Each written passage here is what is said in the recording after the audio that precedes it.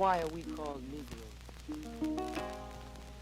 Why are we deaf, dumb, and blind? Why is everybody making progress, yet we seem to be lagging so far behind? Why are we mistreated? Why are we in this condition, stripped of our name, our language, our culture, our God, and our religion? Here in America, all of our religious training has been gotten by the preacher. He has told us of a heaven way up in the sky that we can't enjoy now, but rather after we die. But all of the years that we're living, for us there's nothing but hell, pain, torture, and misgiving. Yet the Bible speaks of a heaven filled with material luxury, which the white man and the preacher has right here, so we see. So my friend, take it for what it's worth. Your heaven and your hell is right here on this earth. So let's check back into history, which rewards all research and tells us plainly that before the white man gained entry to the East, he was living in the caves of Europe, a ravenous beast, eating juniper roots and eating flesh raw, till God sent Moses to civilize him and teach him the law. Then following Marco Polo, an explorer, he gained entry into Asia and Africa. From China, he took silk and gunpowder. From India, he took jute, manganese, and rubber. He raped Africa of her diamonds and her gold. From the Mideast, he took barrels of oil untold, raping, robbing, and murdering everything in his path. The whole black world has tasted of the white man's wrath. So, my friend, it's not hard to tell. A white man's heaven is a black man's hell.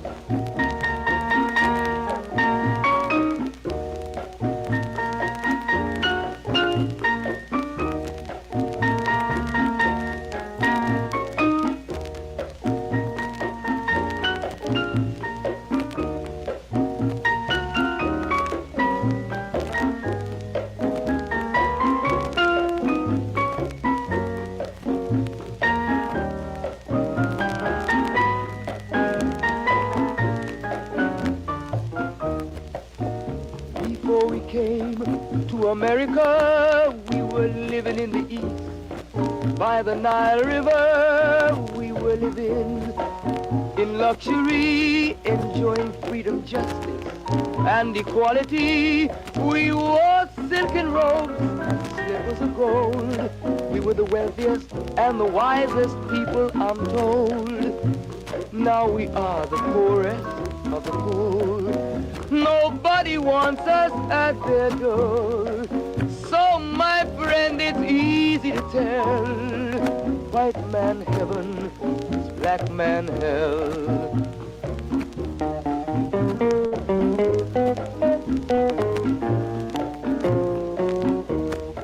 When the white man came to America, he told the Indian, I am your white brother. He said, red man, I'll treat you the best. Yet and still he pushed the Indian further west with his white woman and firewater. Tricks and lies, he stole America. The original owner of this nation is cooped up on a reservation. So, my friend, it's easy to tell. White man heaven, black man hell.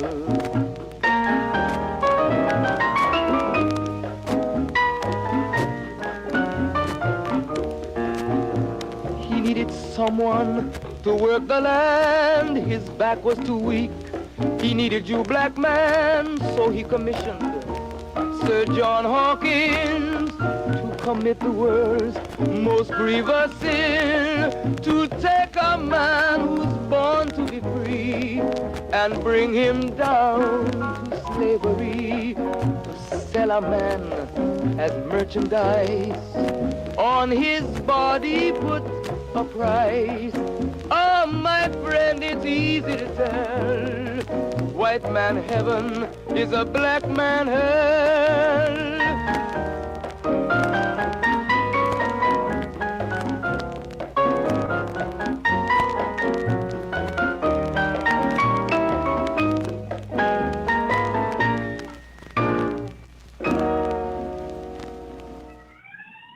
Yes, indeed. Yes, indeed. Welcome back again to another episode of the LANCESCURV show.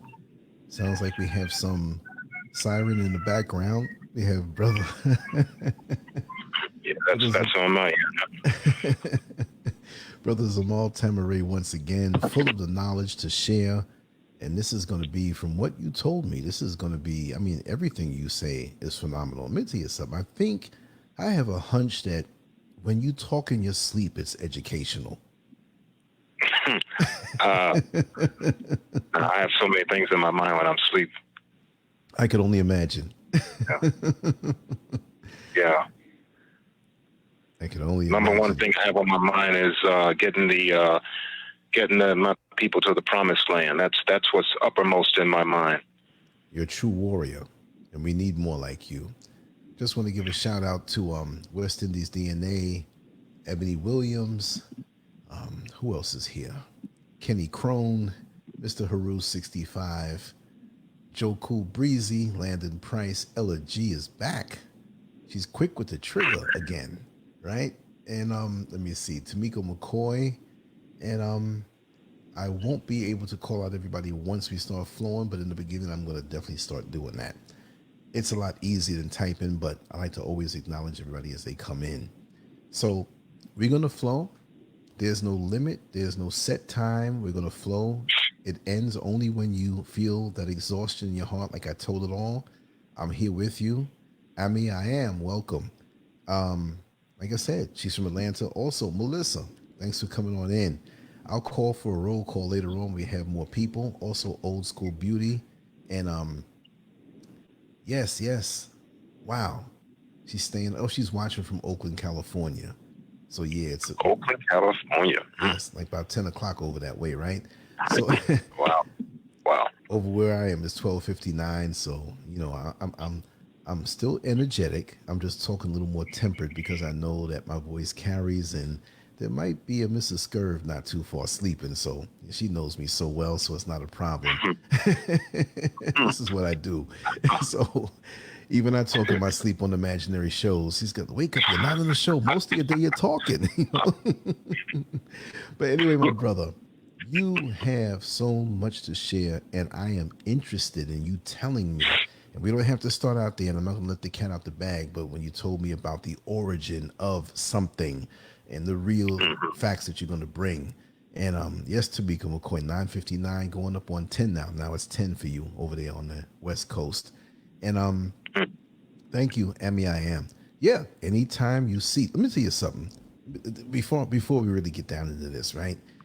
Brother Zamal has the effect. He has the Tyler Perry effect. Now, I'm not saying he's a man who wears a dress or anything like that. What I'm saying is, No, definitely exactly. Spud the Stud, welcome. Make that clear. Yeah, exactly. We're making that clear. But yeah, the whole phenomenon when he did the Chitlin circuit, so the black community already knew him as he traveled the country and did that. And those who didn't know him, when he first came out with that first movie, what was it, Diary of a Mad Black Woman? Something like that. Yeah, when he hit Hollywood, and he already had money, he already had the mansion that he was in and everything. But basically, the so-called mainstream, and many of us didn't really know who he was. So when they saw the movie, they said, "Man, this movie's good." Regardless as to how we feel about a black man wearing a dress and all that stuff. But sure, yeah. He's very talented. Yeah, nonetheless, yeah. Nonetheless, if I had, I believe I have talent like that also. Not to try to compare. Oh, definitely. I mean, in that kind of lane, I'm very interested in creating different skits and different things. I think I could be effective that way. But with him, the first movie came out, oh man, it's good. Second movie came out, oh man, it's good. Now they don't care what the movie is about. What do people say in the black community? They don't say, "Oh, the new Tyler Perry movie's out. Girl, what is it about?" Oh, blah, blah, blah. They don't care. They don't care. When they see Tyler Perry, what do they say? The new Tyler Perry's out. Girl, I'm coming with you this Friday. It doesn't matter. So with Zamal Tamaray, it don't matter what you're talking about. People want to hear you speak and hear your take on it, your perspectives, because they know that it's well researched. So you, in essence, that's the only similarity I would compare you to Tyler Perry with, but that it's very true. They don't care. When they see your name on it, it's a certain integrity, it's a certain professionalism. And again, you have that favorite teacher kind of flavor. Like, you know. Well, that's nice. That's nice. Yeah, I don't want to sound like a professor. I've always hated the way professors teach. Very dry and, you know, just lackluster of energy, you know. No. Yep. You're not in, you know, you have power, you're engaging, you pull people in, you know. I mean, well, that's nice. Yeah. I feel like a roach, you know, getting flushed in a strong toilet like that. You know, you pull me in. You know, no matter how much I struggle with the water, it's like. Welcome, Thaddeus and Lola Falana. Bernadette just came in. That reminds me of something. That reminds me of the Tyler Perry, and people listen. That's true about Tyler Perry, and I kind of he and let's say he and Louis Farrakhan are very, very different. Two people that are diametrically opposed one to the other, but he has the Farrakhan effect. That's what I call it, the Farrakhan effect, because Farrakhan is the type of teacher where you don't necessarily agree with his what he is saying, but he's such a gifted speaker, and he puts things together in such an intelligent and concise and intelligible and artistic manner that you have to listen to him. Right. He's such a great speaker. He's excellent at what he does. He has the Farrakhan effect. Exactly. Yeah. Well, I studied him, and he's definitely a great speaker, and I definitely adopted some of his techniques. I mean, he's effective. Exactly. So I thank him for that. All the Farrakhan tapes I left in New York City when I moved down. I didn't mean to leave them up there, but I had milk crates up to the ceiling, man. Wow. Yeah, he's something tapes. else. Something else. Yeah. Yep. Interesting guy. Big time. Well, brother, come on, bring it down to us, man. We wait. Oh, okay. I was just waiting for you. I just want to give a shout out, first of all, to the listeners, to all the listeners, to the group listeners, solo listeners, to all the mothers, brothers, sisters, fathers, cousins, friends, enemies, children, associates, young and old, employed, unemployed, third shift workers, truck drivers. I never thought about truck drivers listening to something like this, but it makes sense when Lance told me that, truck drivers actually, they drive for hours and hours, and they want to have a way to pass the time by with some meaningful, meaningful content. Something real. And this is it. This is, ground zero for information, I would say, for the Black community, the real information. But it is a temporary venue. I understand that. So that's one of the reasons why I have such a sense of urgency and why I wanted to get this information out. And I just had to, this series, I felt that I would be doing a disservice if I just put a portion out and not all of it. Although I wanted to do it over time to give people time to digest it, because you're going to have to go over those series, all the elements in the series to get the information. So, but now that I'm putting it out, now that, you have it in your hands, and, it's yours. So do with it what you will, critically appraise it, synthesize it, use your alchemy to transform it, tweak it, freak it, whatever you want to do with it. But hopefully make it something positive. But if you guys have already had dinner, consider this as a dessert offering. It won't be too sweet. I'll try to make it just right. But, it will certainly be from my heart. And so I do have a special treat for the family today, or this evening. The information I want to share today, or this evening, will basically conclude, hopefully it will conclude the 5-part series entitled when Sheroes ruled the earth. And it will be information packed, and it will be the finale. Although last night sounded like a finale to me, that's the way I felt. But this will be the finale that will tie everything together. And just to reiterate, when I started this series a couple of days ago, it started this series with 3 premises. Premise number 1, females were the original planetary stewards. I believe I proved that, ably proved that. And premise number 2, that the feminine possesses the ability to reproduce on her own. Mm-hmm. That is, to make a facsimile or a carbon copy of herself. And for those of you who don't think that that's possible, I would highly recommend you listen to the research and the information that I provided in, was it the prior video or the 2 videos before that? Yes. With the hard medical science and the evidence to prove indisputably, irrefutably, that that is in fact the case, and how this information has been held back from our feminine, our sleeping deities for far too long, and how the information you're getting is junk information.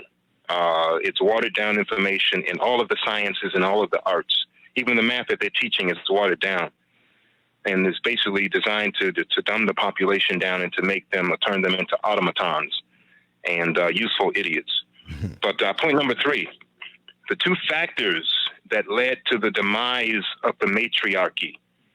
The 2 factors that led to the demise of the matriarchy, it's a twofold thing. 1 was an internal genetic degeneration, and 2, the demise of the matriarchy was a result of an external assault by a coalition of warmongers.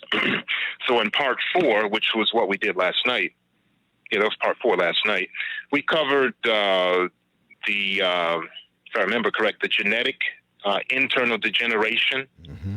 That was a part of the reason why the matriarchy fell.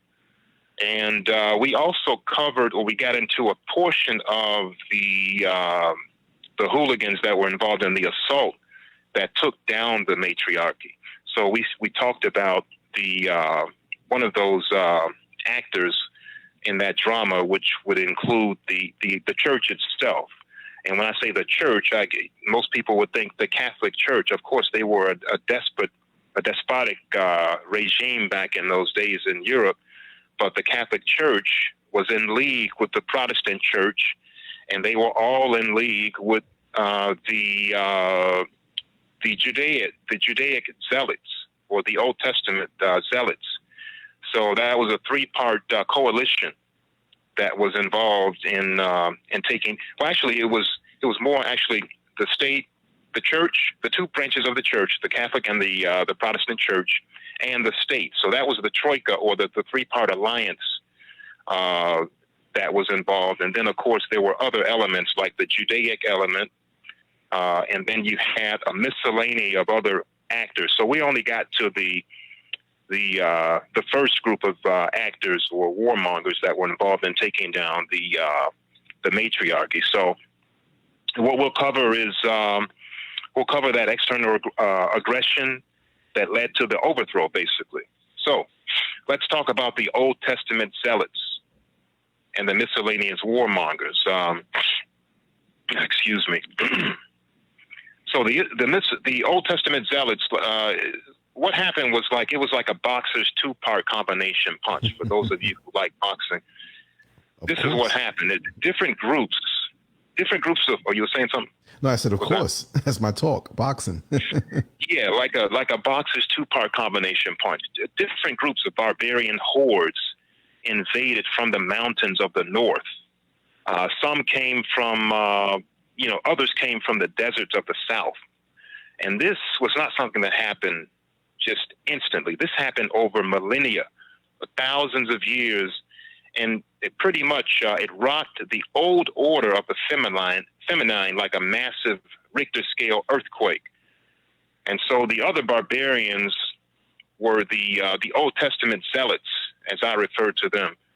And this invasion of the so-called Semites or the so-called Hebrews is chronicled. It's actually chronicled right in the biblical Old Testament. Now, for those of you who've been in the Old Testament and been to church and heard the different sermons, why haven't you ever heard about this? Well, tonight you're going to hear about that in some detail. The problem is that the current crop of silly, bought and paid for Christian ministers are gatekeeper proxies of the enemy. That's the problem.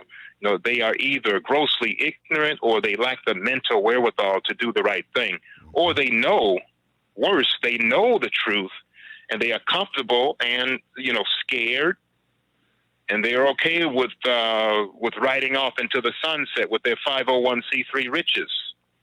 Anyway, it was the Old Testament zealots, the so-called Semites, the quote-unquote Hebrews.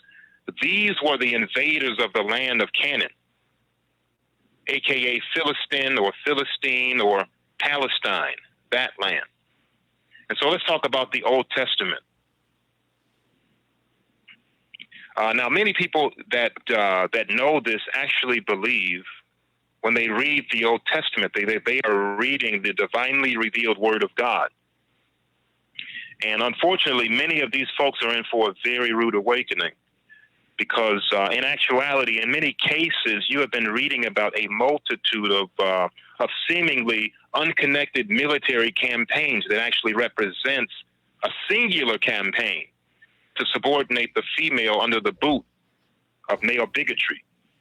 So if you study many of the Old Testament verses, you'll find that they do in fact chronicle and record a fascist war against women and against the mother goddess culture. So if you go to this is a book I quoted or cited last night, The Great Cosmic Mother.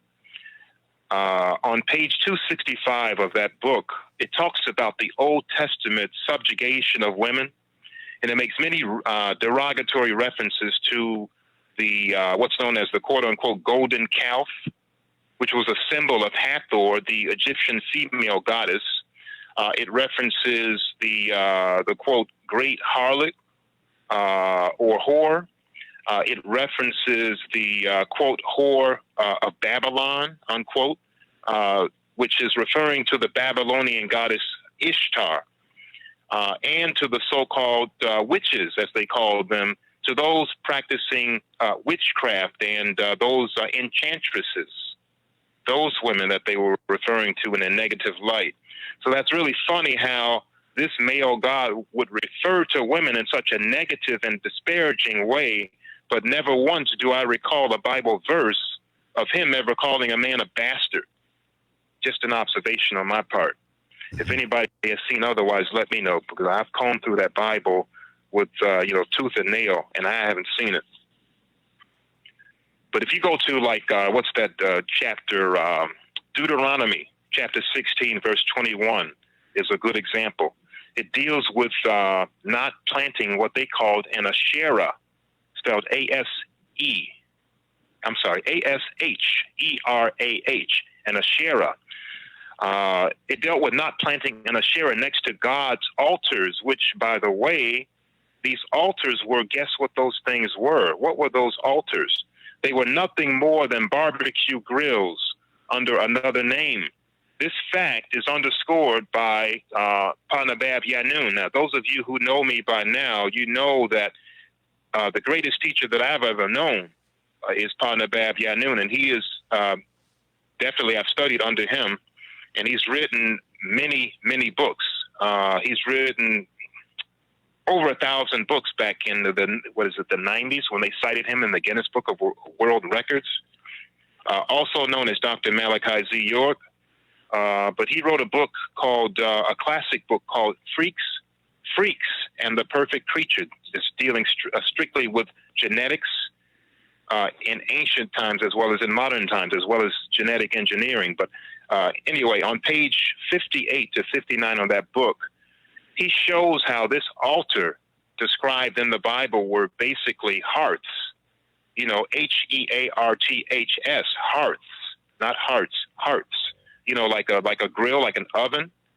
That's what they were, because if you go to Isaiah chapter 6, verse 2, Isaiah chapter 6, verse 2 through roughly verse 6, Isaiah chapter 6, verse 2, you'll see how it speaks about how a seraphim or an angel, because they had different names for the angel, seraphim, one was cherubim, but how a seraphim or an angel had a live coal in his hand, you know, like a coal from a barbecue grill.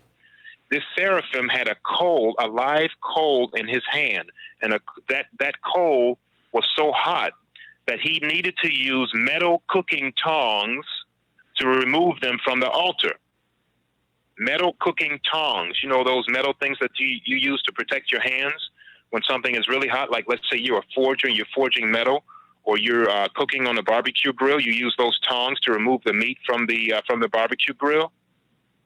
So that's what happened. That's what they were using. So think on that for a moment.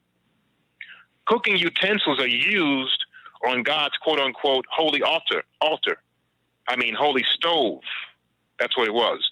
So this Asherah mentioned in the Deuteronomy chapter 16, verse 21, represents the goddess Ishtar, a.k.a. Astarte, a.k.a. Isis, a.k.a. Esther.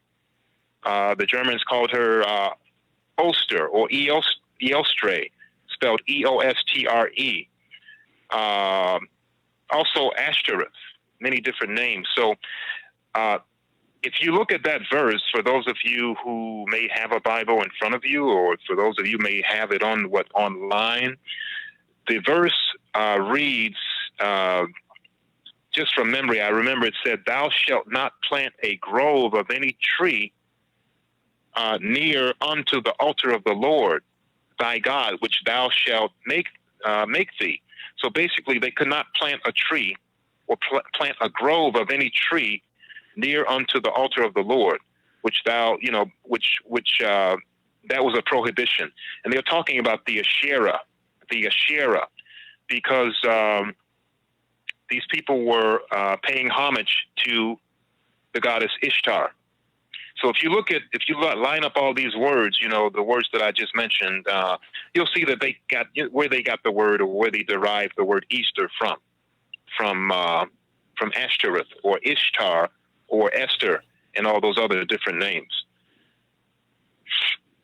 So this basically, Easter is a holiday that supposedly represents the resurrection of Christ, but it actually represents pagan fertility rites and orgies. I mentioned, I did do a tape on that a week ago? About a week ago, Christianity versus sun worship. I went into that in detail, but that has nothing to do basically with Christ, because that's why, a bunny rabbit is used as a symbol for Easter, because it represents fertility and reproduction as one of the most rapidly producing animals on the planet. But yet, they derive the very name of this holy day from a goddess, that God refers to as a whore in the Bible. So in terms of the different spellings of the same name, Ishtar, Esther, Ashtoreth, the spelling or the changes or the spelling changes based on what part of the planet you're on, and the way the people of the given land would pronounce that name. So all of these different spellings and, name changes are still referring to the same sacred earth mother, and to the murder, mass killing, and enslavement of others that was mandated by Old Testament or the Old Testament God to destroy or overturn the matriarchy. So this is just a recap of how those names correspond geographically by region. Ishtar was the goddess of Akkad, Babylon, Assyria, in the Mesopotamian Fertile Crescent area between the Tigris and the Euphrates River.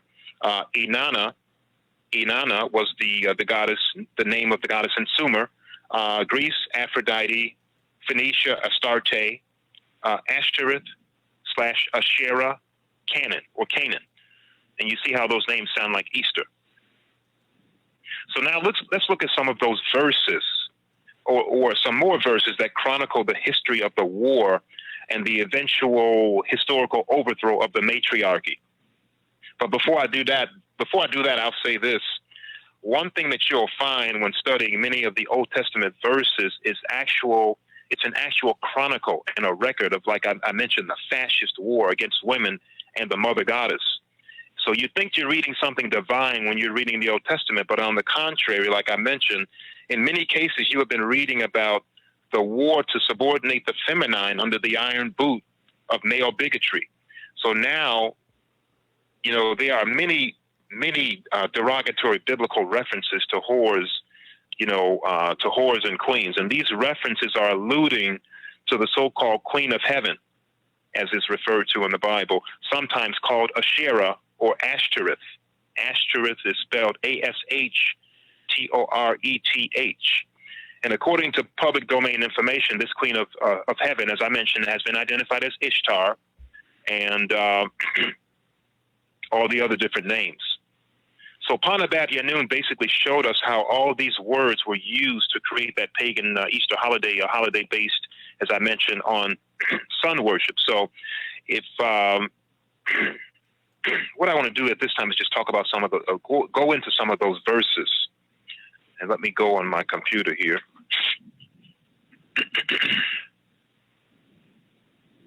See where those verses, here they are, right here. Are you as organized as me, Lance? You're good, brother. All right. Let me pull this up here. Hold on just a minute. Okay. First, I want to look at, let's go to Jeremiah chapter 7. Jeremiah chapter 7. A lot of information in that verse, and I'm getting the wrong thing that I want to pull up here. Hold on. Okay, here it is right here.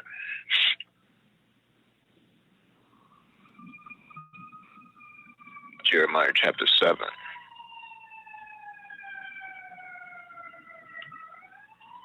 Funny how nothing works when you want it to work. Hold on just a minute, family. I'm sorry about this. Welcome to YouTube. Don't worry about it, brother. Okay. All right. Now it looks like it wants to work. Okay, Jeremiah chapter 7. Let's go chapter 7, verse 16 through 20. This is what it says in Jeremiah chapter 7 to underscore my point. Therefore, do not pray for this people, nor lift up a cry or prayer for them, nor make intercession to me, for I will not hear you. Do you not see what they do in the cities of Judah and in the streets of Jerusalem? The children gather wood, the fathers kindle the fire, and the women knead dough to make cakes for the Queen of Heaven. And they pour out drink offerings to other gods, that they may provoke me to anger. Do they provoke me to anger, says the Lord? Do they not provoke themselves to the shame of their own faces? Therefore, thus says the Lord God, behold, my anger and my fury will be poured out on this place, on man and on beast, and on the trees of the field and on the fruit of the ground, and it will burn and not be quenched. So these people in this particular example have committed no less a crime than the fact that they were paying homage to the Queen of Heaven, and this God of the Bible did not like that. And that's just one example. So let's go to Jeremiah, another example. Jeremiah chapter 44, started around verse 17. Okay, let's see here. Oh, these computers.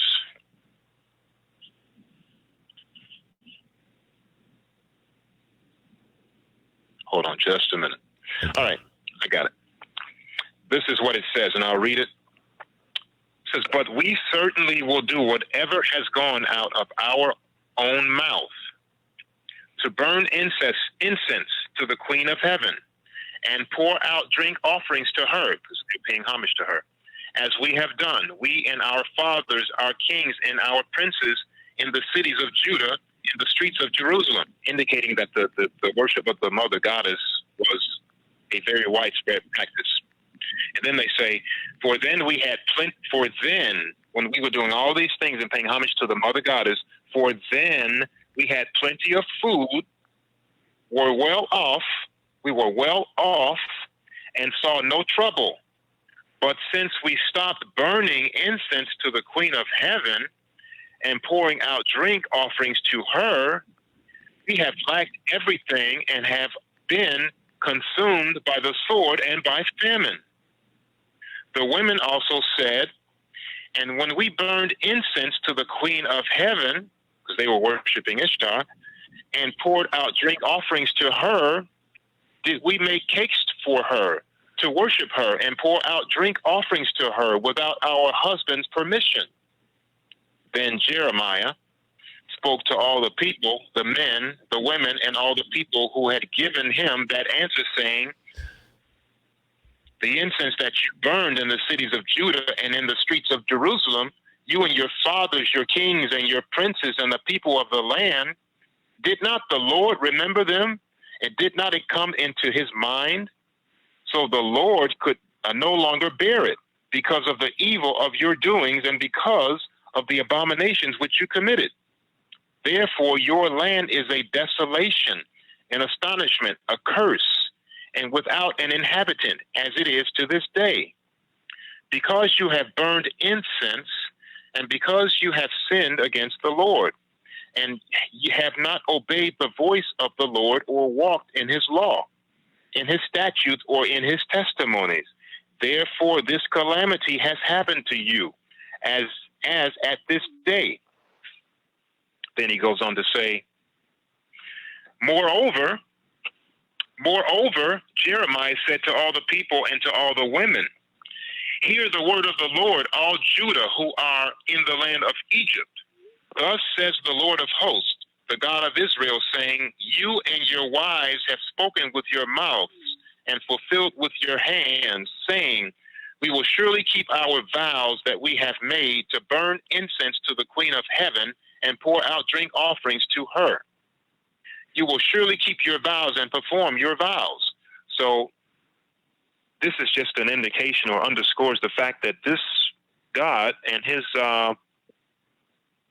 one of his messengers, Jeremiah, one of his prophets, was very upset with the fact that these people were paying homage to the Queen of Heaven, which was even before he was even around. So, and there's another verse here I wanted to read. That's in the book of Kings. The next one is in the book of Kings. 1 Kings chapter 5, this is what it says.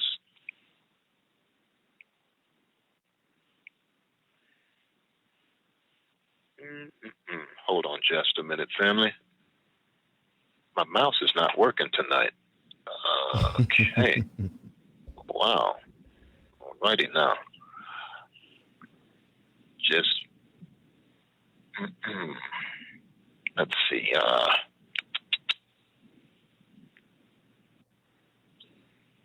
Just use my computer and do something else here. I'll try to pull it up another way. Let me see.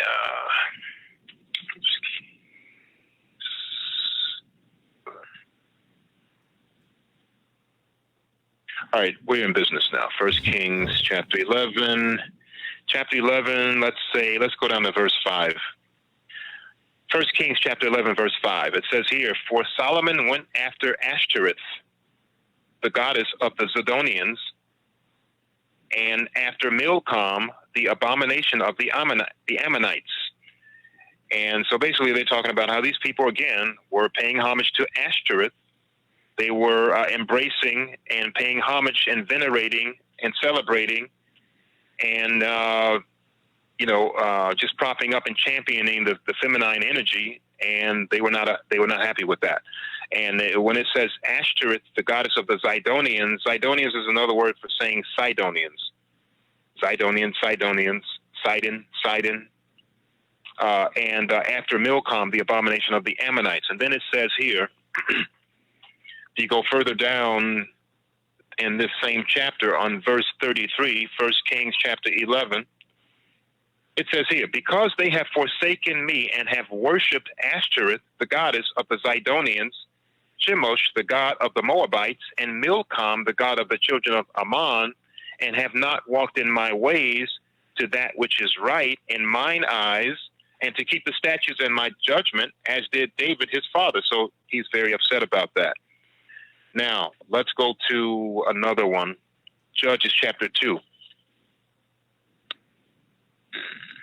see if I have that. Judges chapter 2, verse 13. Says here, they forsook the Lord and served Baal and the Ashtoreths. They forsook the Lord and served Baal and the Ashtoreths. And let's see, Judges 2. Judges 2, 3. Okay, here it is. Okay, Judges chapter 2. There's a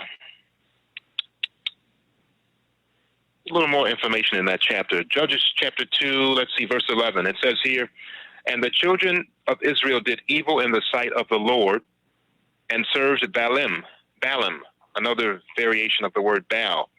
And they forsook the Lord, God of their fathers, which brought them out of the land of Egypt, and followed other gods, of the gods of the people that were round about them, and bowed themselves unto them, and provoked the Lord to anger. And then in verse 13 it says, and they forsook the Lord and served Baal and Ashtoreth. So again, the people are serving Baal and Ashtoreth. Now, if you guys go to Judges chapter 16, verse 20, let's say 25 to roughly 30, there's a story about a man named Gideon. Gideon was the man featured in the story in this book of Judges chapter 6. And basically it said Gideon, he basically obeyed the quote-unquote Lord, and he cut down the altar to Baal, and he cut down the Asherah. Those were the groves that they had planted in honor or to pay homage to the feminine goddess. So when Gideon obeyed, his people were pissed off, really pissed off, and he was nearly put to death by his own people for that.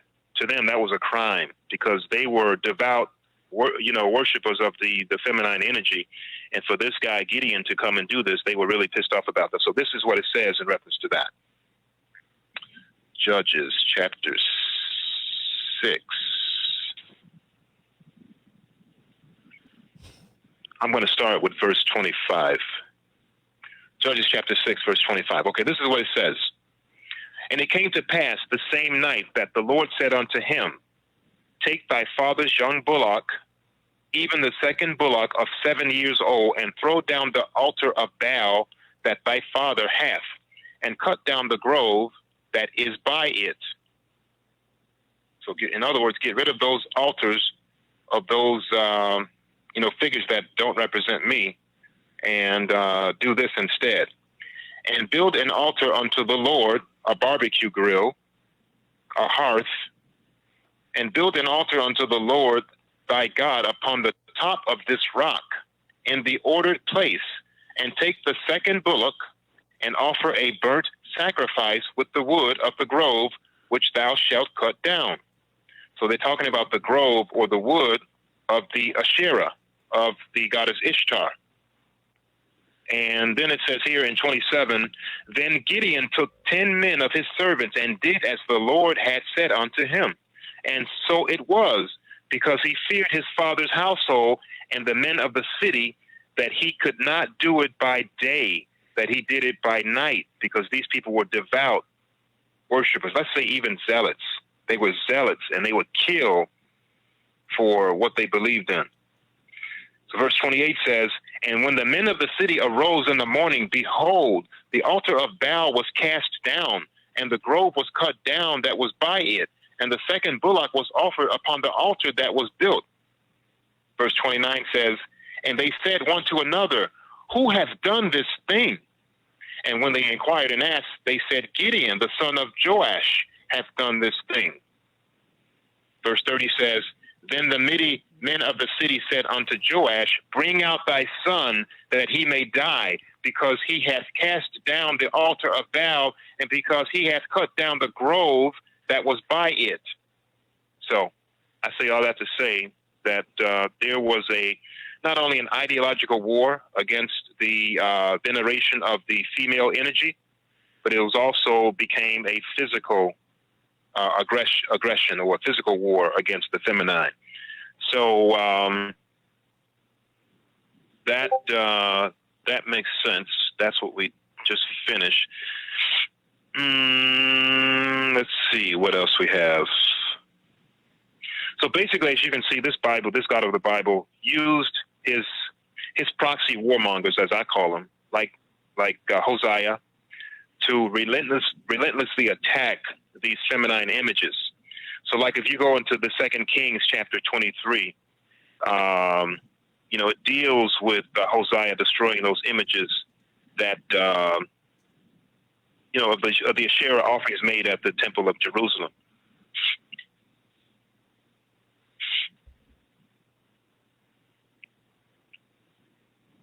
Let's see, did I read that already? No, let me go to that real quick. 2 Kings. Take your time, brother. 2 Kings, chapter 20. Yeah, I didn't do that. I'll show you guys that real quick, just to make a point.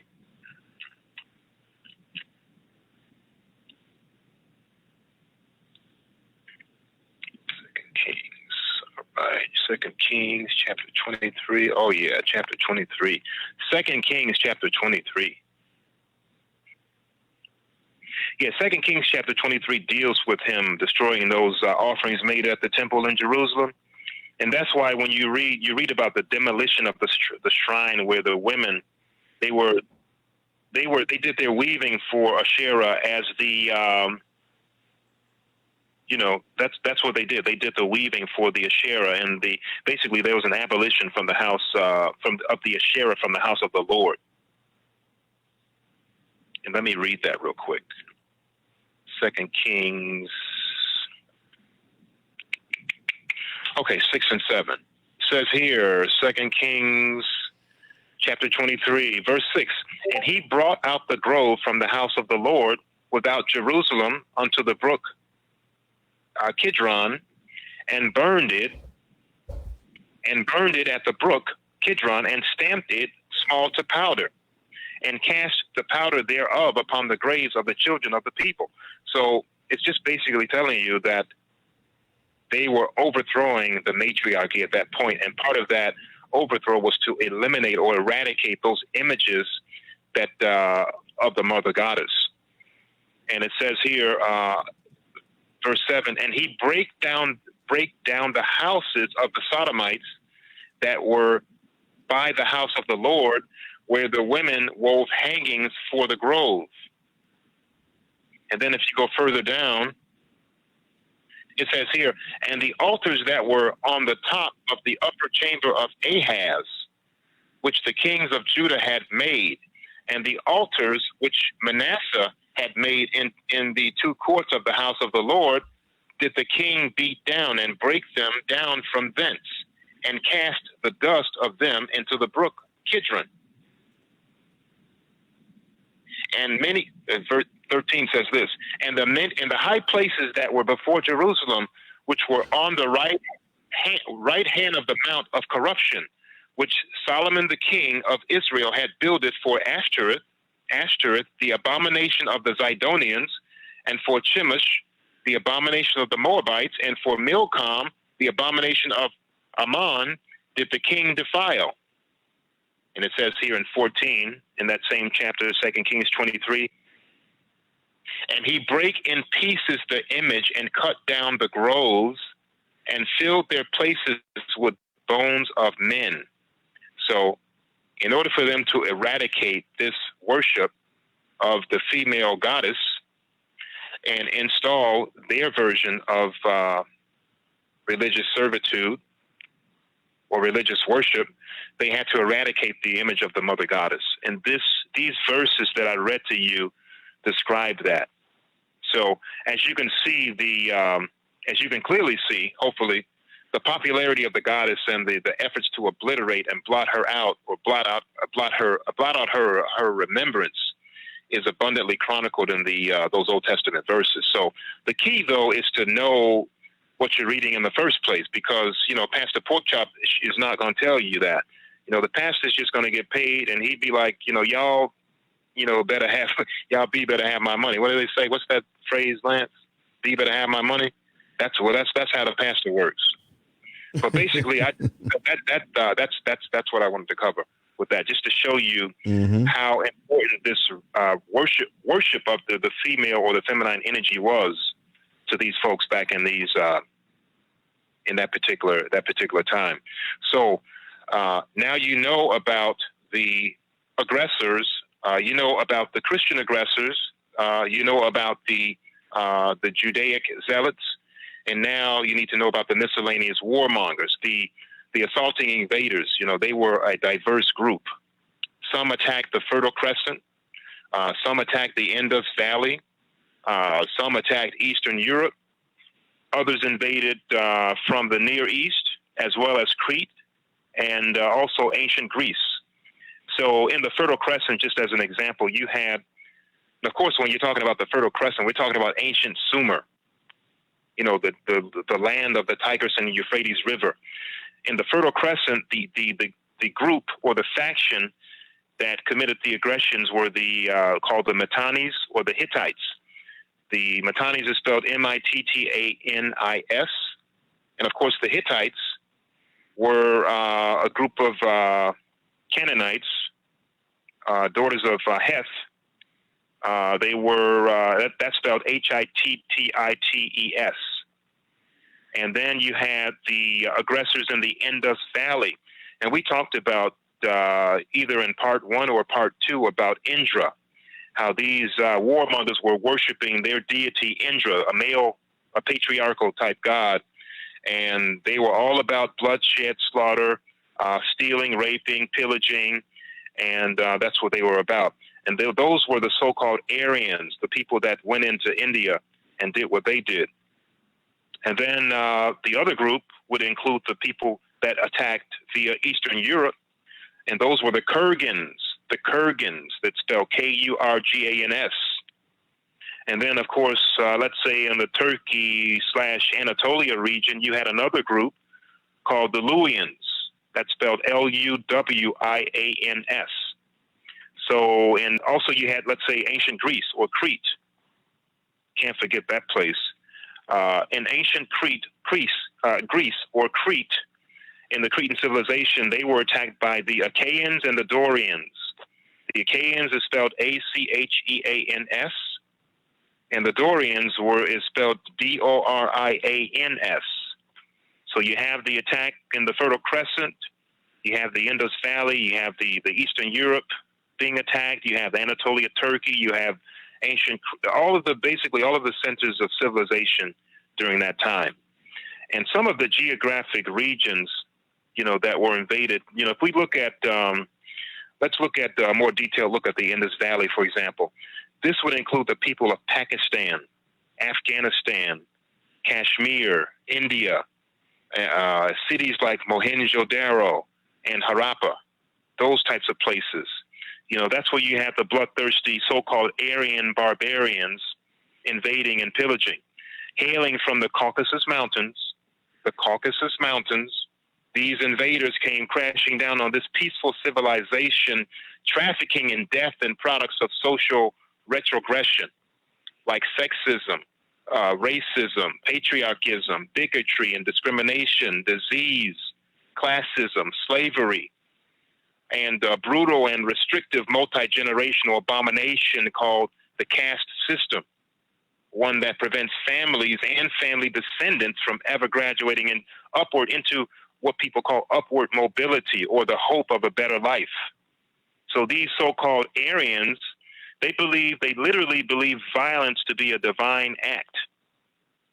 So if you wonder why Hindu people don't like black people, now you know the answer. That explains it. Wow. If you go on page 20, actually, there's another book that I did talk about, I believe in part 1, maybe part 2. The name of that book that I recommend everybody, every female, every person should actually get this book, called The Age of the Mothers, the Matriarchy. It wasn't written by me, or I don't have an interest in this book, but I just think it's a fascinating book that would fill in a lot of gaps for a lot of people. It's written by, it looks like some Europeans, Chuck and Tom Paprocki. And it says, The Age of the Mothers, the Matriarchy, The Untold Story of Western Civilization, Volume 1. And they have a picture of a black woman carved in stone with it looks like she's pregnant. So a life-bearing black woman with an afro, and she's actually squatting in this stone image. But it says here in this particular book, page 91, this is what it says. It says, in Aryan society, cattle raids were raised to the status of a sacred act. Because remember, these were warmongers, and they really loved to shed blood. So cattle raids were raised to the status of a sacred act, because that was the booty in those days. That was the riches and the wealth of those times. Rituals were invoked to gain assistance, the assistance of Indra, that megalomaniacal god, deity that they served. Indra, Indra, was their god that they served. And eventually they ended up writing those, those Vedas they talk about, the Vedic literature in India. So in these rituals, it says here, in these rituals, the Aryan warriors became one with the gods by pouring libations, getting intoxicated, and working themselves up into a war frenzy.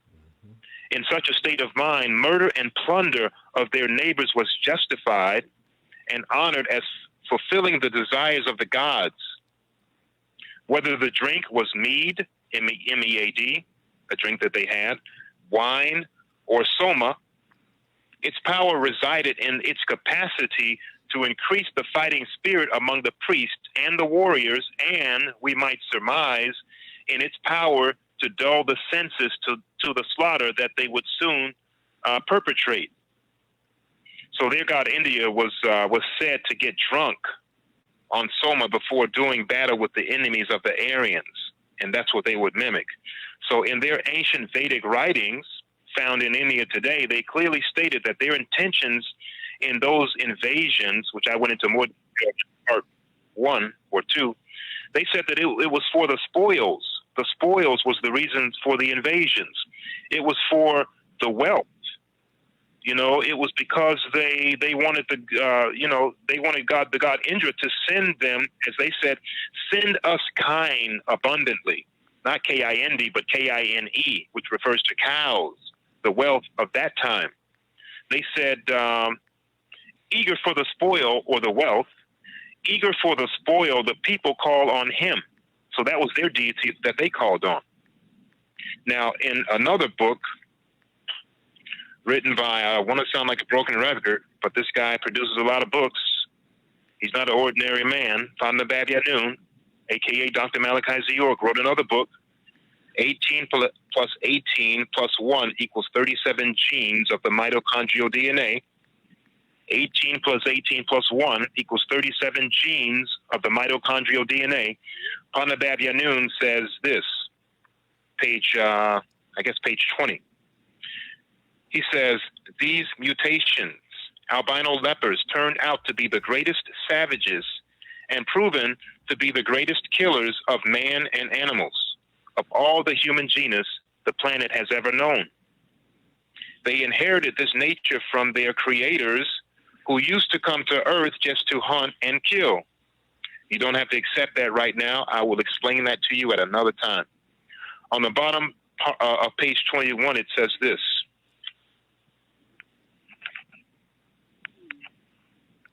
Bottom of page 21, it says, there's actually a picture of the Vikings engaged in a battle, and it talks about the berserkers. The berserkers, they call themselves. They refer to as the berserkers, who are said to be the most malicious of all Vikings, V-I-Kings, 6 kings, known for engaging in a psychotic trance just before battle. And then in page 52 of the same book, page 52 says this. It says, they were known by many names: Neanderthals, Flugorods, Russian Khazars, Ashkenazim. They migrated northwest beyond the Caucasus Mountains to the Scandinavian Nordic land or land region, with such lands and surrounding areas today known as Poland, Finland, Iceland, Switzerland, Ireland, England, Scotland, North and South Holland, or Netherlands. And that's not how you pronounce it, but I just wanted to emphasize the land part. Mm-hmm. They became the barbaric marauding Vikings, or Vikings, V-I-Kings, 6 kings, of the 6 major Germanic tribes: the Visigoths, Ostrogoths, Vandals, Burgundians, Lombards, and the Franks. I'll repeat that. They became the barbaric marauding Vikings, or 6 kings, spelled V-I and then the word kings, of the 6 major Germanic tribes: Visigoths, V-I-S-I-G-O-T-H-S, Ostrogoths, Vandals, Burgundians, Lombards, and the Franks. If anybody wants to look those up, Ostrogoths, O-S-T-R-O-G-O-T-H-S, Vandals, that's pretty self-explanatory. Burgundians, B-U-R-G-U-N-D-I-A-N-S, Lombards, L-O-M-B-A-R-D-S, Franks, it's pretty self-explanatory. And he has a map of the 6 kingdoms in this book, and it says here further, they continued migrating east of the European land region through what is known today as Russia, onto southern regions, raping and mixing in with the Dravidians, dark-skinned, straight hair, and became known as the Tans, T-A-N-S, and became known as the Tans of lands today, known today as Pakistan, Afghanistan, Turkmenistan, Wow. Kazakhstan, Uzbekistan, Tajikistan, Kyrgyzstan, and Bhutan. Now, I know that these words are not an everyday part of everybody's vocabulary, or maybe a lot of people do know about these words, but for people that may be in other lands that may not know how to spell them, I'll be happy to spell them. For children that may not know about these lands and may want to look them up, I'd like to spell them and take the time to do that for the children or anyone else at this time. So Pakistan is pretty self-explanatory. Afghanistan, A-F-G-H-A-N-I-S-T-A-N. Turkmenistan, T-U-R-K-M-E-N-I-S-T-A-N. Kazakhstan, K-A-Z-A-K-H-S-T-A-N. Uzbekistan, U-Z, almost sounds like Uzi. U-Z is in zebra, B-E-K-I-S-T-A-N. Tajikistan, T-A-J-I-K-I-S-T-A-N. I'm not going too fast on my Lance. No, you're good. Okay, good. Kyrgyzstan, K-Y-R-G-Y-Z-S-T-A-N. Bhutan, B-H-U-T-A-N. And since I'm spelling out the words, I might as well spell Pakistan. P-A-K-I-S-T-A-N.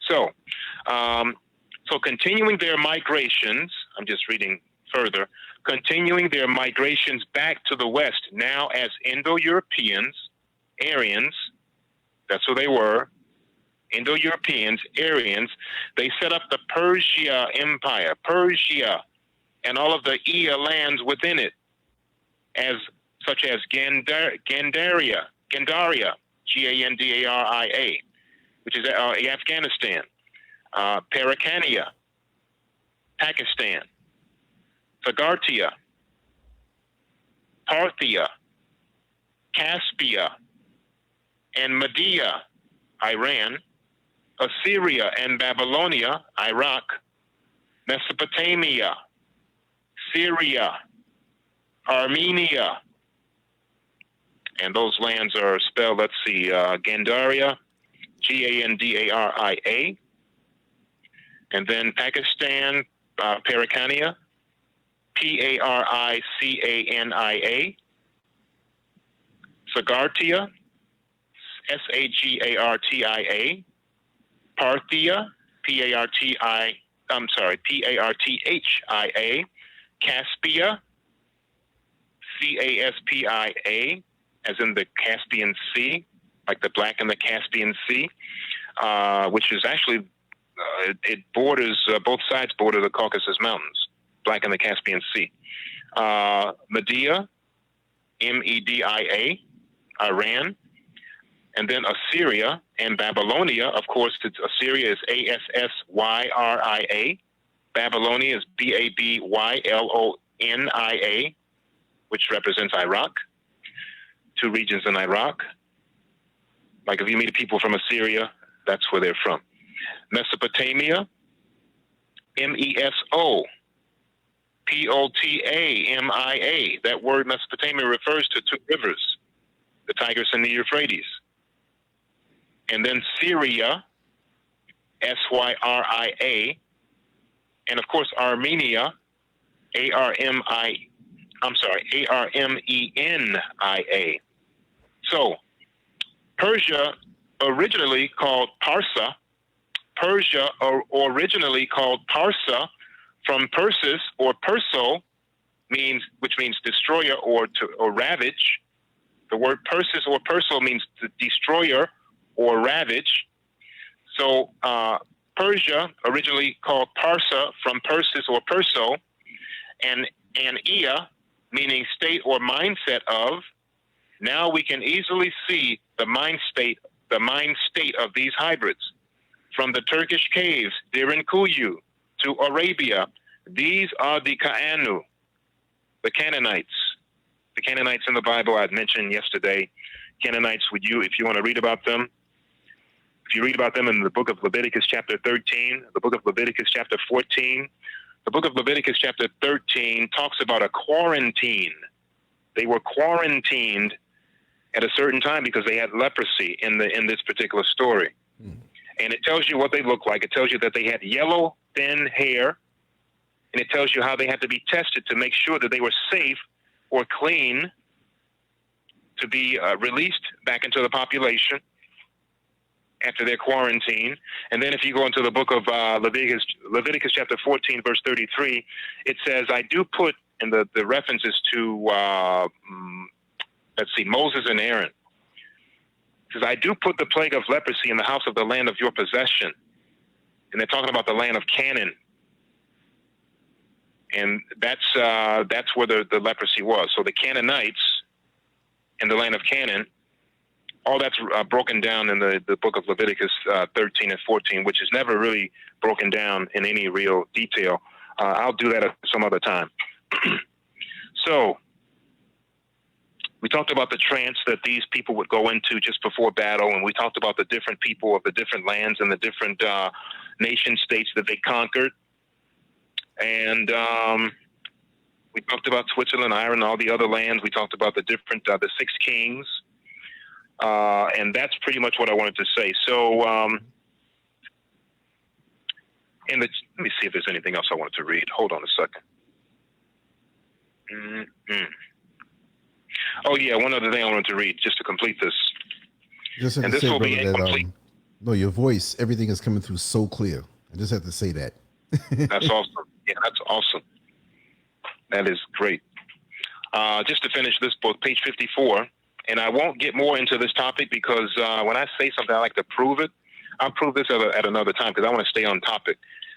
It says here, there was much grafting, cloning, and crossbreeding done on them, experimentations on them by their own overlords, Anunnaki or Anakim, bred into the flesh-eating hybrids as you see them today.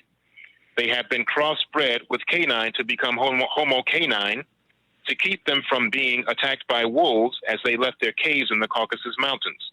They have been crossbred with simians to become Homo simians, and some crossbred with porcine or porcine to become Homo porcine.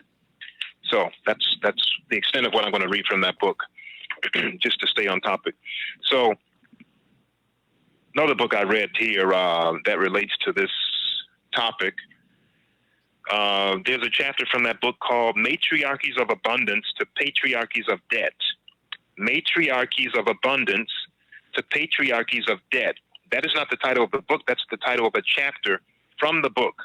And the book was called Web of Debt. Web of Debt. So I was reading a book about banking and how the monetary system came about. And this book actually talked about the matriarchies of yesterday in that particular chapter. And I found that very intriguing. So it basically deals with the land of Sumer in the Fertile Crescent. And the author talks about, female author, a good book, not complete, but it's a good book. The author talks about how matriarchal monetary systems of antiquity were characterized by abundance and sharing versus the patriarchal model that supplanted it, that we have right now, characterized by artificially induced scarcity, greed, and needless debt. And it reads, this is what it says here. Sumer was this Fertile Crescent, if there are children listening, because I want this to be educational. Mm-hmm. I'm not exempting the adults. I know a lot of adults want to know too, and I'm not patronizing you guys. I know you're very intelligent, but I know that children will want to hear this too. Mm-hmm. They should. Sumer was a matriarchal agrarian economy with a financial system based on abundance and shared wealth. In Sumer, basically, they had great temples, and these temples were public institutions that were multifunctional, and they served pretty much the welfare needs of the community. So, for example, in those temples, not only did those temples support, say, widows, orphans, the elderly, the infirm, but they also provided banking functions. So they were multifunctional. So, as I mentioned previously, cows were associated with money during those times. That was the form of money in that particular region of the planet. And it says here, the Sumerian word for interest was the same as the word for calf. So a calf represented interest. It was natural during those times to repay advances of cattle with an extra calf, because the unit of exchange just multiplied over the long period. You know, this was also true for grain. So when they would loan grain out, which, you know, the temples in Sumer, they served in storehouses, it was worked like this. Any grain advances made over the growing period was also replaced after the harvest. So because it multiplied the community's abundance, basically. But as I mentioned before, this beautiful system was turned upside down. The author writes, and I quote, "It was only after the Indo-European invasions of the second millennia, it's what, 6,000 years ago, the second millennia, that money lending became the private enterprise of the infamous money changers." So that's when the changeover started to happen. She goes on to say, "In the temple system, the community extended credit and received money back with interest. In the system that displaced it, interest debts went into in the system that displaced it, the matriarchal system, interest debts went into private vaults to build the private fortunes of the money changers." So we know if you don't know who the money changers are, you're going to know. "Thus was interest transformed from a source of income for the community into a tool for impoverishing and enslaving people and nations. Unlike corn and cows, the gold the money lenders lent was inorganic. It did not grow, basically, so there was never enough to cover the additional interest charges added on loans. And of course, when all was said and done, the patriarchy left other institutions in place that subordinate the female to the male. And one example of that is, I think this is a great example. One example of that would be the practice, it's a long-standing practice of the bride price. The bride price, if anybody's ever heard of that. If you're from Africa, you know what it is. If you're from Asian countries, you know what the bride price is. The bride price. BRIDE, price, the price you would pay for a bride. So in this practice, women were bought and sold like property. And it's a common practice, like I mentioned, in many lands today, like Asia, Africa. If you ever watch, as a matter of fact, any African or Nigerian shows, you'll learn a lot about the importance of the bride price. The bride price. So if you, back to this book, The Age of the Mothers, The Untold Story of Western Civilization, Chuck and Tom Paprocki, they basically tell it like it is. They tell you this was a matriarchal thing going on. These were black women that were running it. It says here, I'm going to go to page 74 to read about the bride price. Page 74. Okay, this is what it says. In ancient Mesopotamia, laws regarding bride price appear in the Code of Hammurabi. Everybody's heard of the Code of Hammurabi. It is not the payment of the bride price that is prescribed, but the regulation of its various aspects. For example, a man who paid the bride price but looked for another bride would not get a refund. But he would, no refund, Joe, but he would if the father of the bride refused the match. So you're out. If you spend the money, you're done. If a wife died without sons, her father was entitled to the return of her dowry, minus the value of the bride price. The practice of the bride price is referred to in the Old Testament, Exodus chapter 22, verse 16 through 17, where it says, quote, if a man seduces a virgin who is not pledged to be married and sleeps with her, he must pay the bride price, and she shall be his wife. She has no say in the matter. Oh, man. No say. If her father absolutely refuses to give her to him, he must still pay the bride price for virgins. So let's say this man rapes this woman and he's violated her, and now she has to marry him. It doesn't say anything about there being any type of reciprocity, no type of say. She has nothing really to say. She's just an object, a silent partner in the whole matter, and she's supposed to just abide by this with this freak here.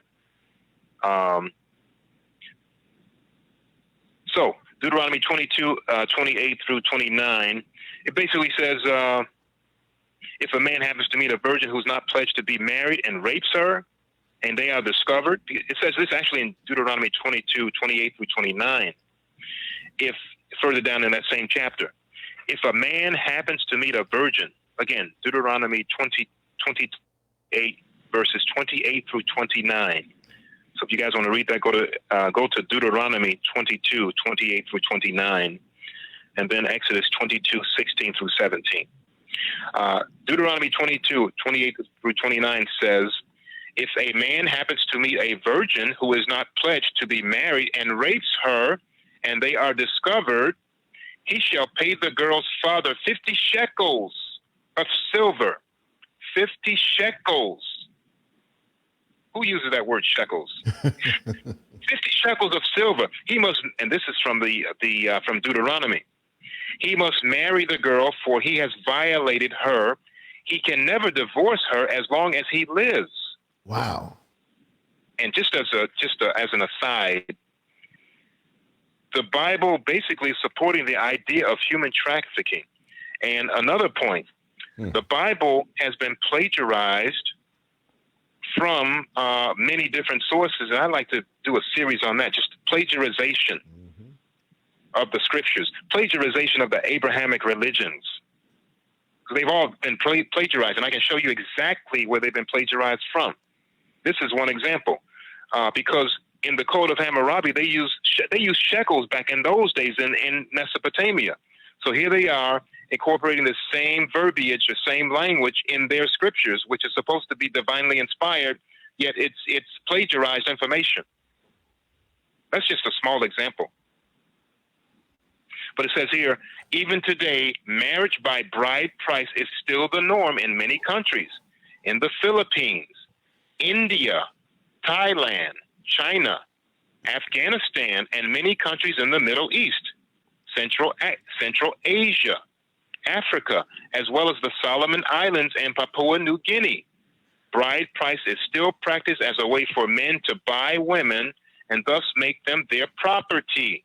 Wow. Hence the term. Their property. Hence the term pimp daddy. Yeah. So if you're involved in this, then you're supporting the idea of human trafficking and the idea that women can be slaves. So you want to take, if you want to talk about the word of God, you want to talk about the word of God in its totality. Don't tell me about no 10 commandments that you invoke that come from the Old Testament when you don't talk about the bride price and the rape of women and the pledging of women as property. Let's talk about everything. Don't talk to me about no 10% tithes that supposedly Abraham gave a tenth of his spoils, and that's supposed to be justification or set some precedent for you paying 10% income. No, that comes from the Catholic Church, where you would pay your way into heaven. And when the Catholic Church, when there were offshoots of the Catholic Church in terms of what they call the Protestants, you had the Protestant branch, which is a breakaway group. Their mother was the Catholic Church. How are you going to be any more than your mother? So you're going to incorporate the same practices, whether you're a Lutheran, Episcopalian, Seventh-day Adventist, whether you are a Church of God in Christ, Anglican, Episcopalian, doesn't really matter. You need to know you need to know the origin of things and not be so impressed by the outside of these bright, shiny objects, or being so taken up by the majesty of and the grandeur of the architecture of these churches, or the interior of a Catholic church, or any church for that matter. But anyway, back to my point. The bride price will, according to different factors, will vary according to different factors. In India today, the price of a bride can be as little as 4,000 to 30,000 Indian rupees, the equivalent of 88 to 660 US dollars. Wow, 666 US dollars is what the value of a woman is in India. Even in the United States today, some women are subjected to forced marriages, and some children are still subject to child marriages. These victims receive no help from the U.S. government or any of its agencies. The state of New York, for example, did not make child marriages illegal until 2017. In many states, it still remains permissible. Child price was a concomitant development of bride price, whereby the children also became the property of the father to do with as he desired. In the beginning, this practice was a progressive development in that it ended the ritual slaughter of children, which is what they do. Damn. The ritual slaughter, which was the terrible consequence of brother-husband conflict. So I'm done reading from that book. I just wanted to make a point. I just embellished it a little bit. So okay, take your time, brother. I think you guys yeah. So even though the bride price practice, as I mentioned, is found in the Old Testament, it did not originate with the Bible. And it doesn't even originate with the invaders. This merely underscores the fact, that not only is this biblical, quote unquote, biblical practice derived from the Code of Hammurabi, but all of the Abrahamic mythology religions are plagiarized from thousands of clay tablets that are found in ancient Sumer. You guys got to know that story. I won't cover that tonight, but that's a story unto itself. For example, Panabab Yanun wrote another book, Intelligent Design, Divine Design, or Plot of Aliens. Now, people are like, well, this guy's writing all these books.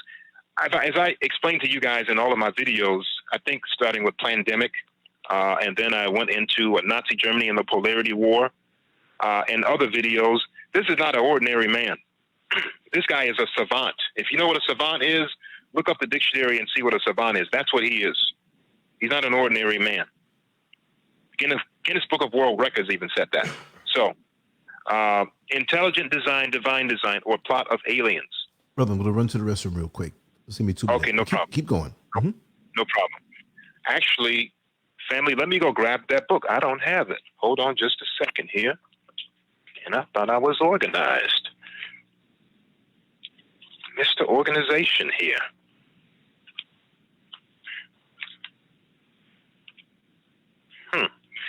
Let me grab that book, family. Hold on just a moment. I apologize.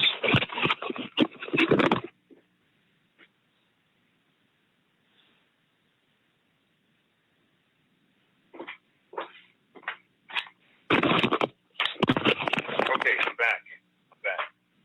I'm going to go to page 92.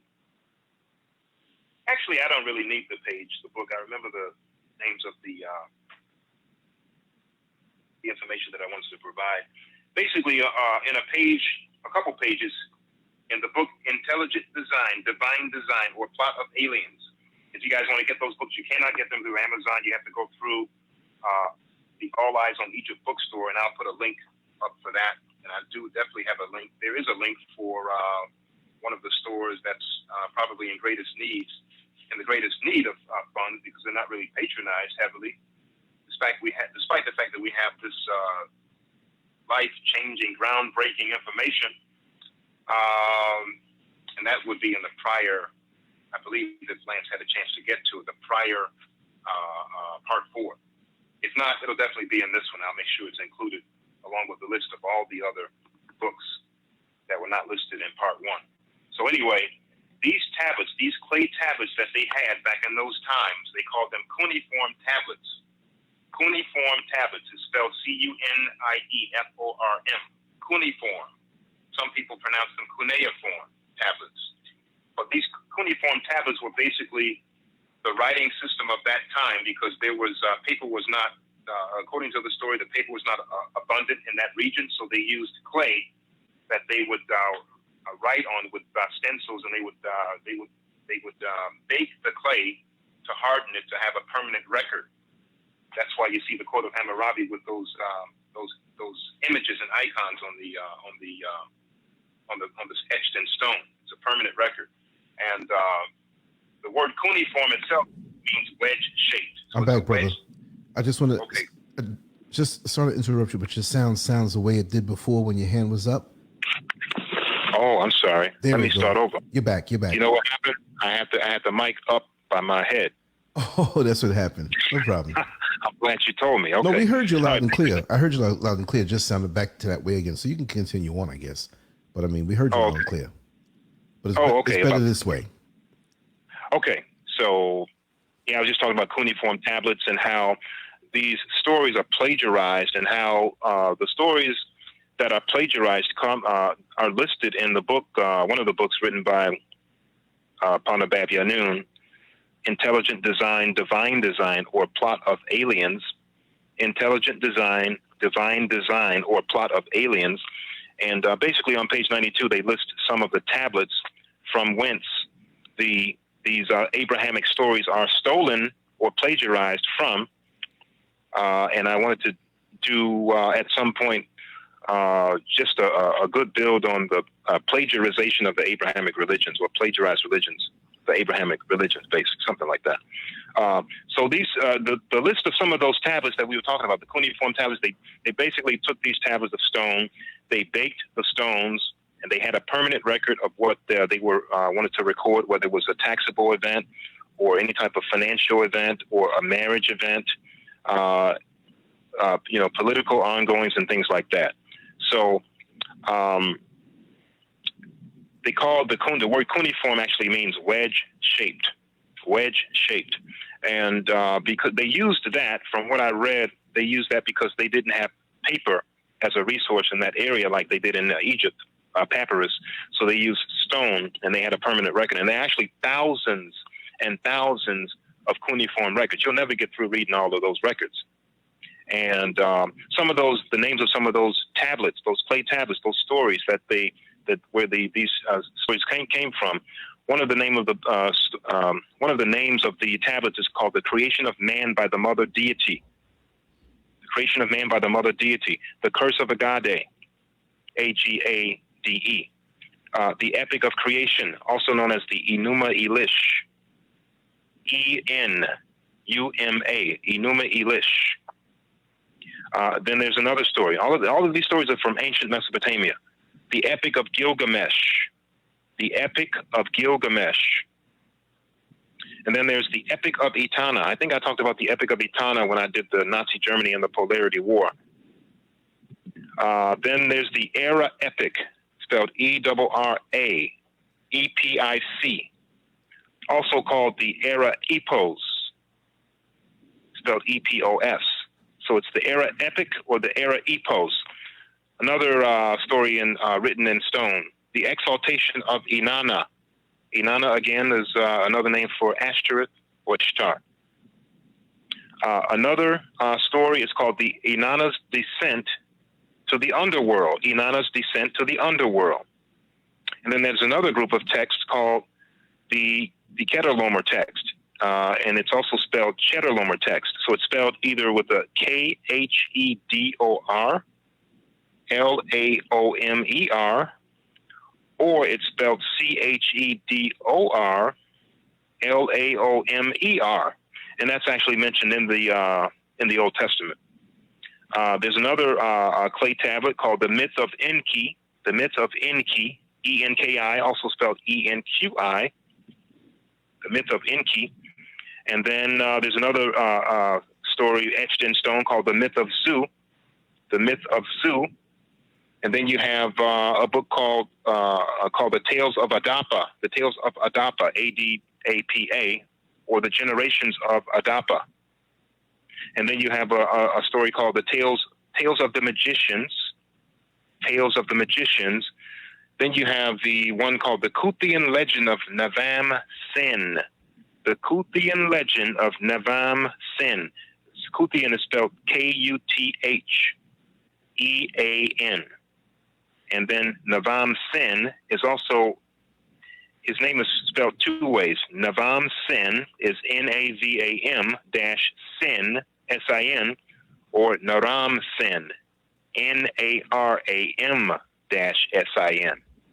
He happened to be the grandson and the successor of King Sargon as the king of Sumer, or Sumer. And then you had another one called Kingship in Heaven, Kingship in Heaven. Then you have the Atrahasis Epic, the Atrahasis Epic, spelled A-T-R-A-H-A-S-I-S, Epic. And just, these were the types of tablets that were actually stolen during the Iraqi wars. And if you guys go online, you can type that up right now about how that was one of the first treasures stolen from that land because it revealed a lot of information about these folks. Ancient information. So the Atrahasis, for example, and the Gilgamesh epics, that is where you get the biblical flood story. That's plagiarized from that, hook, line, and sinker. All you got to do is get your biblical flood story and read it side by side, the Gilgamesh epic and the Atrahasis, and the whole portions of both of those stories are just lifted from those ancient stories from ancient Mesopotamia. So like I said, I like to do a whole series on that to give you a full, a better grasp so that you'll have a better working knowledge of how that works and how you've been tricked, duped, deceived. What did Malcolm X say? Bamboozled, and all that other stuff. So, finally we come to the fabled land of Crete, ancient Crete. Many people are familiar with the land of Crete. That's in the area of Greece, spelled C-R-E-T-E, Crete.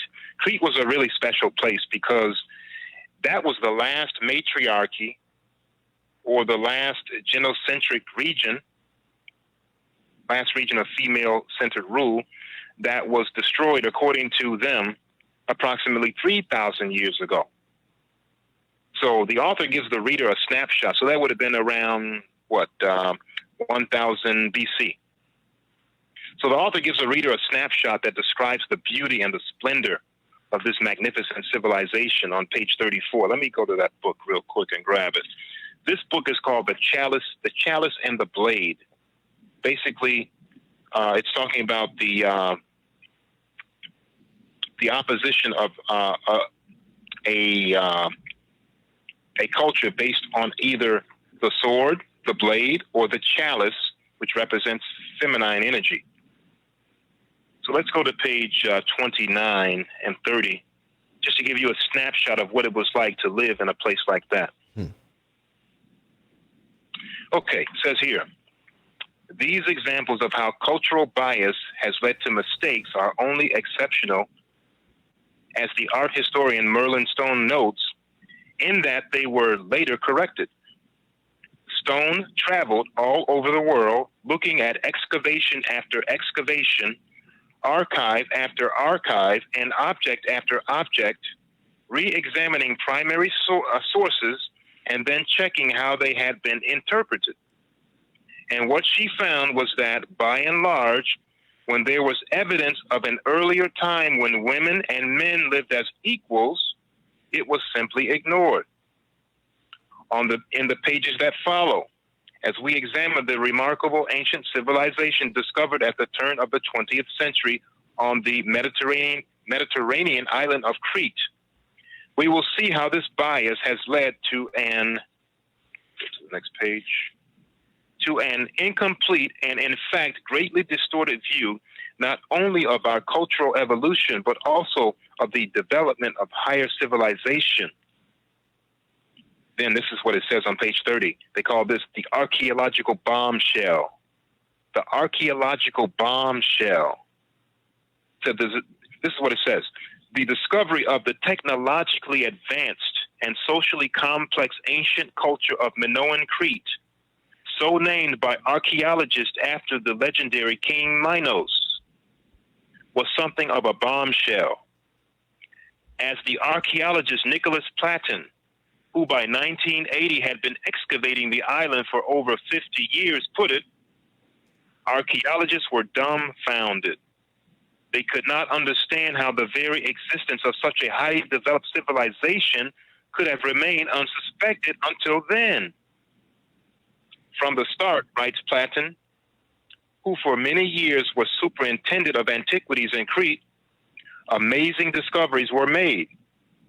As work progressed, vast multi-story palaces, villas, farmsteads, districts of populous and well-organized cities, harbor installations, networks of roads crossing the island from end to end, organized places of worship. Well, they say worship, they don't really know. They were not even around.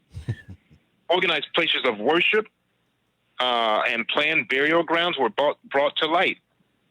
As archaeologists continued their excavations, 4 scripts, hieroglyphic, protolinear, linear A, and linear B, so they're talking hieroglyphics type scripts, were discovered, bringing Cretan civilization by archaeological definition into the historic or literate period. And by the way, Crete is not that far from Egypt anyway. You know that the Egyptians were a seafaring people, and they traveled by other means too. And I'll prove that at another time. Egypt is separated by the Mediterranean Sea, and you have the island of Crete in the Mediterranean Sea. So it's not that far anyway, so that's not a stretch. Let's see. They actually traveled all over the planet. Now it says here, much was learned. Let's see. It says here, as archaeologists continued their excavations, 4 scripts were discovered, and I mentioned the scripts, hieroglyphic, protolinear, as they call it, linear A and linear B, were discovered, bringing Cretan civilization by archaeological definition into the historic or literate period. Much was learned about the social structure and values of both the earlier Minoan and later Mycenaean phases. And perhaps most strikingly, as excavations progressed and more frescoes, sculptures, vases, carvings, and other works of art were unearthed, there came the realization that here were the remains of an artistic tradition unique in the annals of civilization. The story of Cretan civilization begins around 6000 BCE. That would be 8,000 years ago, when a small colony of immigrants, probably from Anatolia, first arrived on the island shores. This is them talking. It was they who brought the goddess with them, as well as an agrarian technology, farm-based technology, that classifies these first settlers as Neolithic. For the next 4,000 years, there was slow and steady technological progress. This is what they say. They don't know how it progressed. Progress does not necessarily happen in a linear fashion. Understand that. There's peaks and valleys in progress. For the next 4,000 years, there was slow and steady technological progress in pottery making, weaving, metallurgy, engraving, architecture, and other crafts, as well as an increasing trade and the gradual evolution of the lively and joyful artistic side so characteristic of Crete. Then, in approximately 2000 BCE, 4,000 years ago roughly, Crete entered what archaeologists call the Middle Minoan or Old Palace period. Now, if you guys ever take the opportunity to take a look and see what the ancient Cretans looked like that you won't find in the history books, you'll see that they were black-skinned people. And it says, if you go to a place, just as an example, go to Pinterest.com and type in Black Cretans or Black Greeks. Go to realhistorywww.com and go to the section on the Minoans and the Greeks, Minoans. Go to the section on the Minoans and the Greeks and see how they depicted them. And see how when you look in their books and their historical tools, that they've erased the color off of them and made them something that they're not. So, let me finish with this here. This was already well into the Bronze Age, a time when the rest of the then civilized world, the goddess was steadily being displaced by warlike male gods. We talked about that. She was still revered as Hathor and Isis in Egypt, as Astarte or Ishtar in Babylon, or as the sun goddess of Arena in Anatolia. She was called Arena in Anatolia, Arina, Arena in Anatolia. So, but it was now only as a secondary deity. They had demoted her, described as the consort or mother of more powerful male gods. That's when she received her demotion. For this was increasingly a world where the power of women was also on the decline, a world where male dominance and wars of conquest and counter-conquest were everywhere becoming the norm. In the island of Crete, where the goddess was still supreme, there are no signs of war. Here the economy prospered and the arts flourished. And even when in the 15th century BCE, the island finally came under Achaean domination, when archaeologists no longer speak of Minoan, but rather of Minoan/Mycenaean culture, the goddess and the way of thinking and living she symbolized still appear to have held fast. So you see how those biblical stories are basically giving you history about the primacy of the female energy? That's why I read those stories. It says here, under the older Minoan influence, also seen on the Greek mainland, which now likewise entered its Mycenaean period, the new Indo-European overlords of the islands seem to have adopted much of the Minoan culture and religion. And that's what I wanted to read from there. So page 31, 32, let me see, what else? A couple other things. All right, it says here, page 32. Sober, name of this person, Sober, I don't know the first name. Sober scholars like Sir Leonard Woolley have described Minoan art as the most inspired in the ancient world. Archaeologists and art historians from all over the world have used phrases like the enchantment of a fairy world and the most complete acceptance of grace of life the world has ever known. And it is not only Cretan art, the magnificent frescoes of multicolored partridges, whimsical griffins, and elegant women, the exquisite golden miniatures, fine jewelry, and gracefully molded statuettes, but also Cretan society that has struck scholars as unique. For example, one remarkable feature of Cretan society, sharply distinguishing it from the other high ancient civilizations, is that there seemed to have been here a rather equitable sharing of wealth. The standard of living, even of peasants, seems to have been very high. So, let's see here. One other thing I wanted to read. Yeah, that's pretty much what I wanted to read. Just to give you guys a snapshot of what it was like to live back in those days. And maybe some people in the listening audience have gone to those websites and seen what the ancient Cretans looked like.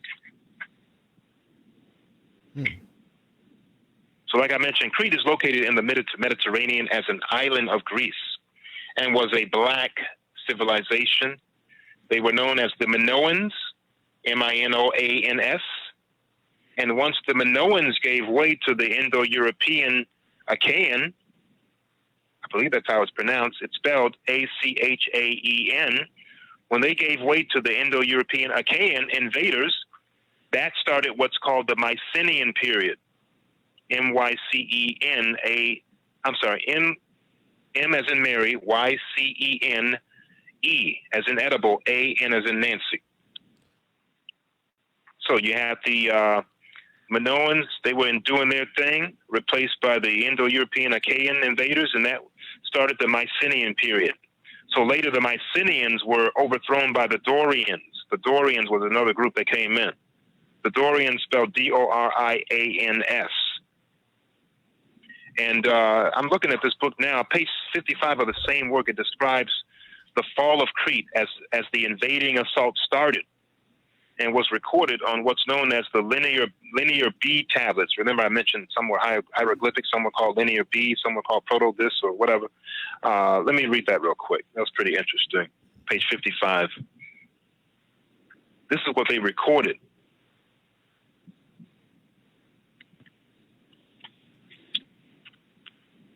Okay, the so-called linear B.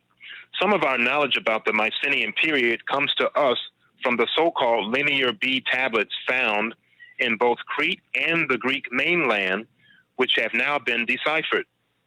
The tablets found in both Knossos and Pylos, Knossos is spelled K-N-O-S-S-O-S, and Pylos is P-Y-L-O-S.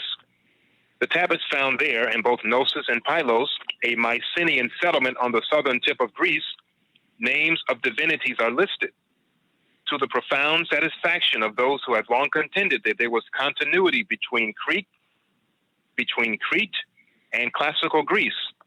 These reveal that the deities of the later Olympian pantheon, like Zeus, Hera, Athena, Artemis, Hermes, etc., were already worshipped, albeit in different forms and contexts, centuries before we hear them in Hesiod, stories like Hesiod and Homer.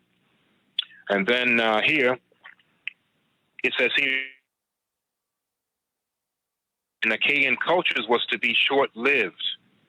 From the Pylos tablets, many of which were, in Hawke's words, I guess he's an archaeologist, drawn up during the last days of peace as part of a vain effort to avert catastrophe. We learned that the Mycenaean Wanax, or king, had received advance warning that Pylos was to be attacked. The emergency was faced without panic, writes Hawks. The clerks remained at their benches patiently recording all that was done. Dispositions of rowers, like people that row boats, dispositions of rowers were made to provide a defensive fleet. Masons were sent out, presumably to begin to build fortifications along the long, unfortified coastline, because it doesn't look like this was a warlike people. To equip the soldiers, about a ton of bronze was collected, and nearly 200 bronze smiths assembled. Even bronze belonging to the sanctuaries of the goddess were requisitioned in what Hawks calls a moving testimony to the crisis of turning from peace to war. It says here, but it was all to no avail. There is no sign that the much-needed walls ever went up at Pylos, writes Hawks. From the tablets that record the effort to save the kingdom, one must turn to the fabric of the royal hall to discover that it failed. The barbarian warriors broke in. They must have been astonished by the painted rooms and the treasure they contained. When they had finished looting, they cared nothing for the building and its unwarlike foreign embellishments. They set fire to it and it burned furiously. The heat was so great that some of the pottery vessels in the pantries melted into vitreous lumps. while stone was reduced to lime. In the storerooms and the tax office by the entrance, the abandoned tablets were fired to a hardness that was to preserve them for all time. That's how they got the record, because the tablets that they were writing on were fired to a really hardness that was to preserve them. And so one by one, both Greek mainland and islands and in Crete, the achievements of this civilization that reached an early high point for cultural evolution was destroyed. So that basically tells you what happened with the civilization of Crete. Let me take a quick glass of water, drink of water. Yes, indeed, brother.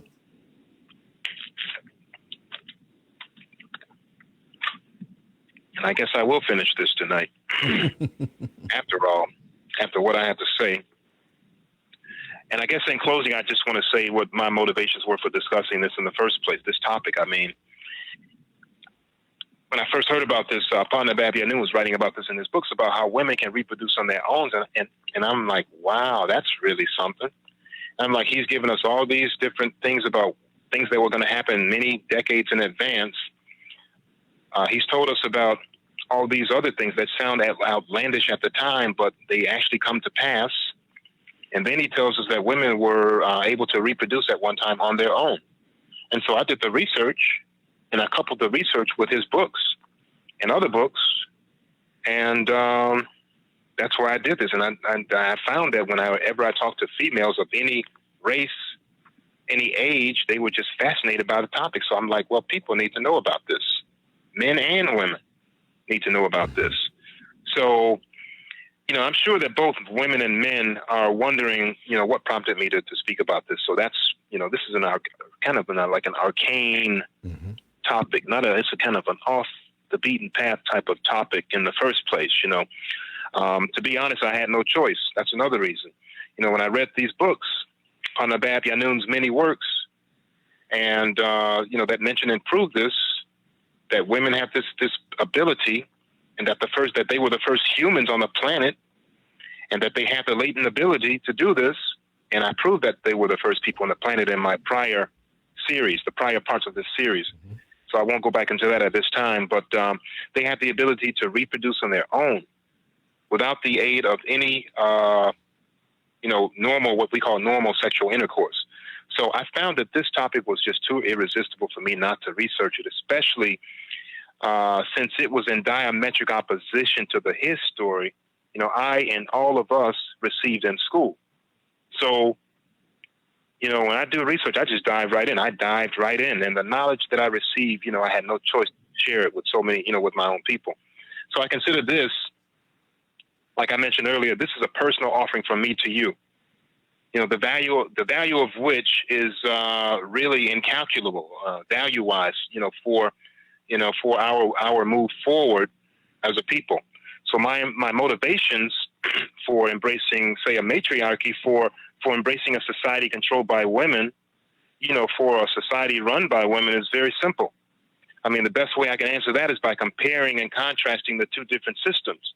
You know, two systems that are at opposite ends of the spectrum, or at opposite ends of the continuum. You know, one system champions, you know, has a whole different set of values. One system champions chaotic and aberrant displays of unchecked male testosterone, whereas the other system values the natural order and the balance that the Egyptians called Ma'at. One system is earth and nature divorced, and the other is earth-centered and earth-embracing, and I'm all about the planet.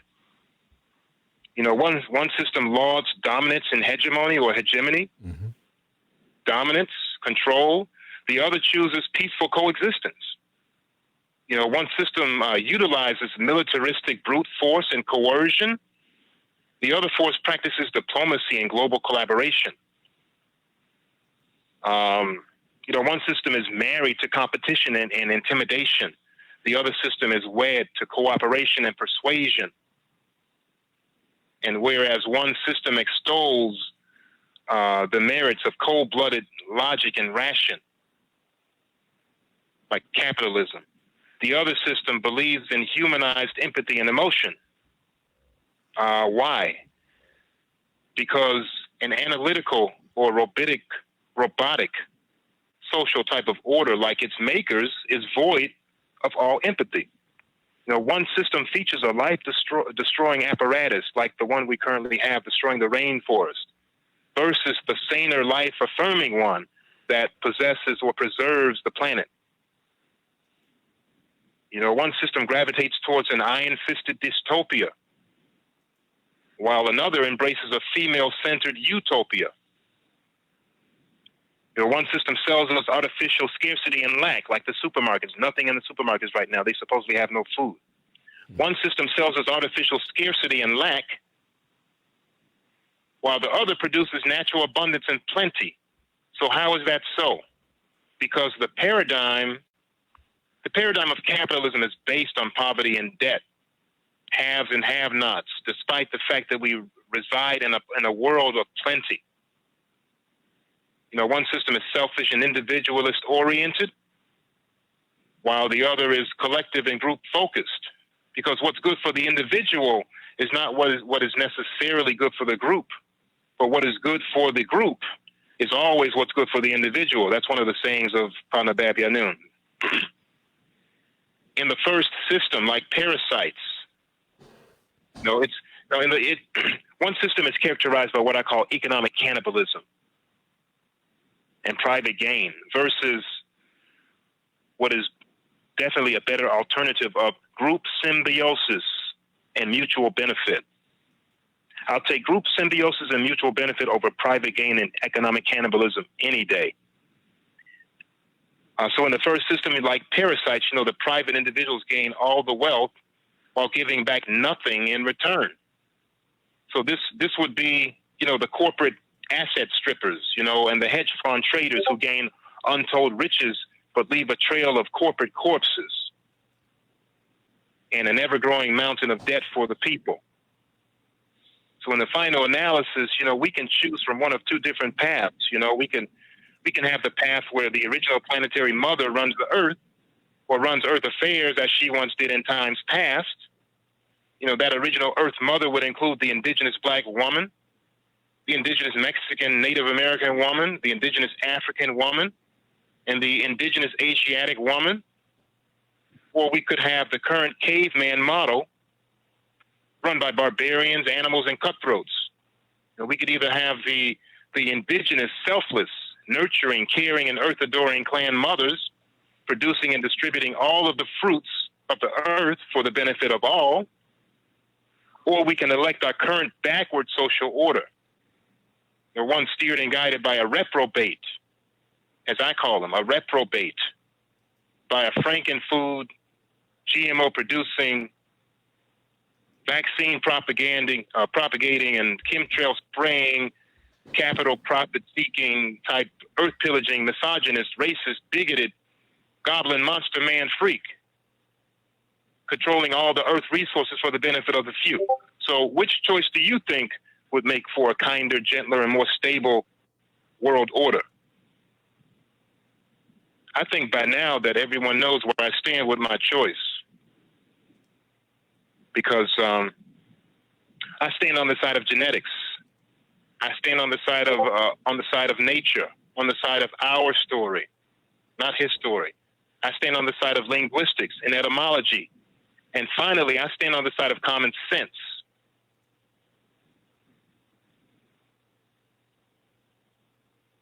And I guess that's what I want to tell you guys tonight. Excellent.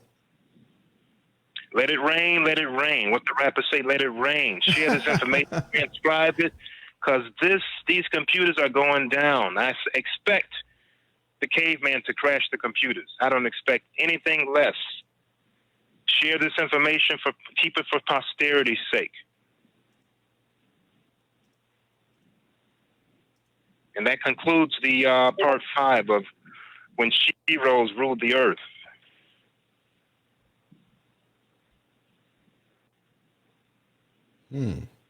I hope I came out clear, because you never sound clear on my end. You know, I always think your person is their own worst critic. Well, you're gonna hear how good this In terms sounds. of their voice and, you know. You'll definitely hear how good it So sounds. how many people in the listening audience tonight? Right now, we have 165. Let me see it. It goes up and down. One says 168, 165. It was a little more at one point, but people are coming in and out. But we have our regular family here, and it's a beautiful thing. Like I said, you know, these numbers are tricky. People say, "Oh, that's not many people," but Of course, wake up in the morning and see what you know. So what I'm saying, like again, my thing is quality.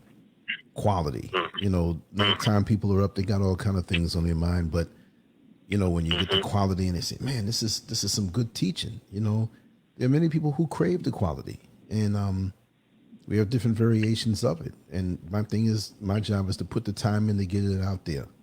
And like I say, I appreciate your time and your effort and your studying, which of course, by the way you speak and share, this is the result of many years of study. Can't say hours, but years.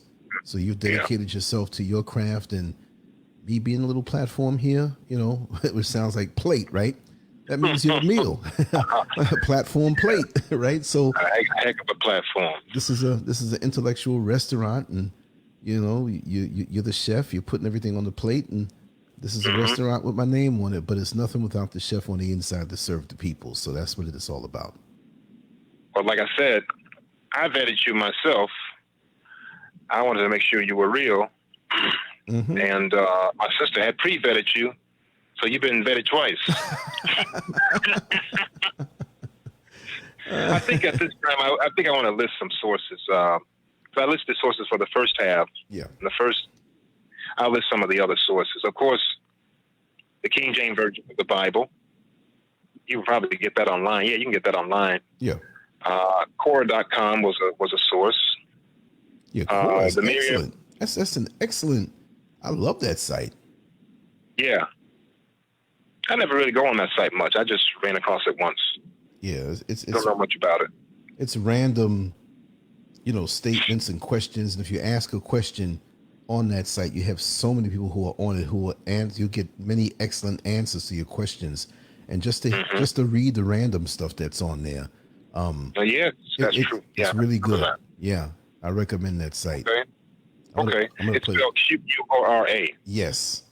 Quora.com. Yeah. You'll learn so much. Yeah. Well, then, of course, these will be listed also at the end of this video as well. Sure. Merriam-Webster's Dictionary.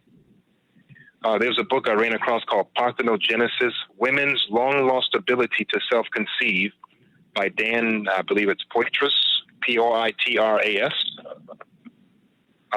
The movie The Gladiator.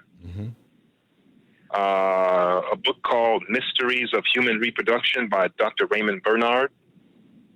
You can probably find that online in a free PDF form, unless you want to have a hard copy. Right. That book details parthenogenesis and even the relationship of this to proper breathing that I talked about in, I believe, the prior episode. Yes. It ties into what Panabab Yanun wrote. He wrote a book called The Breath Book, which includes detailed exercises on the complete Egyptian deep breathing method called the Egyptian SMAI method, SMAI, that continues where the Eastern breathing practice left off, as well as the importance of proper breath for good health. Because you know how they said the Eastern people try to make like they have a monopoly on everything and that they created this stuff, but they didn't. And then, of course, I think I mentioned one source in the talk, the Chalice and the Blade by last name Eisler, E-I-S-L-E-R. The Chalice and the Blade, the chalice referring to feminine energy, the blade referring to masculine brute force energy, and the dichotomy between the two. That's an excellent book. The Great Cosmic Mother by Monica Sajou. It's spelled S-J-O-O. And Barbara Moore, M-O-R, Barbara Moore. Another excellent book, Witches, Midwives, and Nurses, A History of Women Healers. It's a very small book, but it's a lot of good information in that. Witches, Midwives, and Nurses, A History of Women Healers by Barbara Ehrenreich and Deidre English. Ehrenreich is spelled E-H-R-E-N-R-E-I-C-H. And the Deidre English, the co-author is D-E-I-R-E-N-G-L-I-S-H. P-R-E, English. And then, of course, the book that I mentioned, Web of Debt, by Ellen Hodgson Brown, Hodgson. Excellent book about the banking system, but it's not complete. She doesn't know who the actors really are, the people that are really manipulating the strings. She doesn't know that, but it's a good book nonetheless. The Untold Story of Western Civilization, Volume 1, Prehistory, The Matriarchy, The Age of the Mothers. That's an excellent book. And then you got this book, Malleus Maleficarum. That's a witchcraft book that they used to kill those women back during the time of the Inquisition. I don't have the stomach to read that type of stuff, but I did do it for purposes of this series to get the research out to the people. It's written by a Heinrich Kramer and Jacob Springer, H-E-I-N-R-I-C-H, Kramer, with a K, K-R-A-M-E-R, and Jacob, J-A-K-O-B, Springer, S-P-R-E-N-G-E-R, Malleus Maleficarum, a handbook on how to kill witches, so-called women, witches, and burn them at the stake and all types of crazy stuff. Not included in my list of sources, but I give an honorable mention to Mama Zogby, Z-O-G-B-I-E, Mama Zogby. She wrote the book called The Sibyls, S-Y-B-I-L-S. She deals with the theft of African prophecy by the Roman Catholic Church. And she deals with prophecies from the Sibyls, the black prophetesses that were stolen by the Roman Catholic Church and claimed as their own. And then there's an audio videotape of the tribe of Shabazz. I think I mentioned that earlier, about Elijah Muhammad speaking about someone coming after him with more advanced knowledge that would flood us with books and information, and to the point that we're wading in this information so much so that we're about to drown in information. He puts out so many books, this savant, this Dr. Malachi Z. York, that people have wrong information about. Supposedly he was, guilty of committing crimes that he didn't commit. And there's a video that'll come with that shows you about the people involved in the case. Star witness in the case who twice recanted her testimony that she made under duress, and other people that were involved in the conspiracy freely admitting that it was a conspiracy hatched by his son. And then another reference I gave, I think last night. There's a movie called about the Christian Inquisition called Flames in the Wind. Flames in the Wind gives you a snapshot of what they would do to these innocent women or people during the time of the witch burnings, when they were trying to eliminate the feminine energy. That was an extension of those wars and those invasions that took place in those regions we talked about, like Crete. That was an extension of the war in Crete, because that came much later. And then, of course, we have the book called My Brother, the Extraterrestrial, written by the sister of Parnabab Yanun, where she gives eyewitness accounts of miracles in a Q&A format. That's an important transitional book because as I mentioned before, this man, Dr. Malachi Z. York, not an ordinary man, took his people through different schools of learning, like the School of Islam, the School of Hebrewism, the School of Christianity, the School of Egyptology, the School of Sumerian Studies, the School of Moorish Science, the School of Freemasonry, to show you the deficiencies in all those institutions, the religious institutions, that is, and the Freemasonic institutions, which is actually stolen as well, and to so that you can grow out of them and move to a higher form of knowledge. So this book, My Brother the Extraterrestrial, came out, and it represents a transitional book from the religious schools to actual facts. So some of those references I quoted to you of him, like The Freaks and the Perfect Creature, Intelligent Design, Divine Design, or Plot of Aliens, or 18 + 18 + 1 = 37 genes of the mitochondrial DNA, those books represent the actual facts that took him 30 years to get to, because we were stuck in the muck and the mire of religion. As I mentioned, from 1970, he was teaching which I wasn't around at that time, but I started in the 1970s to 2000, which he referred to as the first half hour. And from 2000 to 2030 is referred to as the second half hour. So, you know, he refers to himself as the man of the hour, not to arrogate any titles unto himself, but the proof is in the pudding. The man has written over 1,000 books, and I'm the recipient of many of those books, certainly not all of them, but we are students of the hour. So, you know, he has basically cloned himself and made a facsimile of himself. I mean, I'm not a master teacher. I don't consider myself to be a master teacher. I'm just a man with a voice, a man with a passion, a man with a concern for his people, and a man that wants to deliver this information. That's my motivation. So those are some of the books. What other books?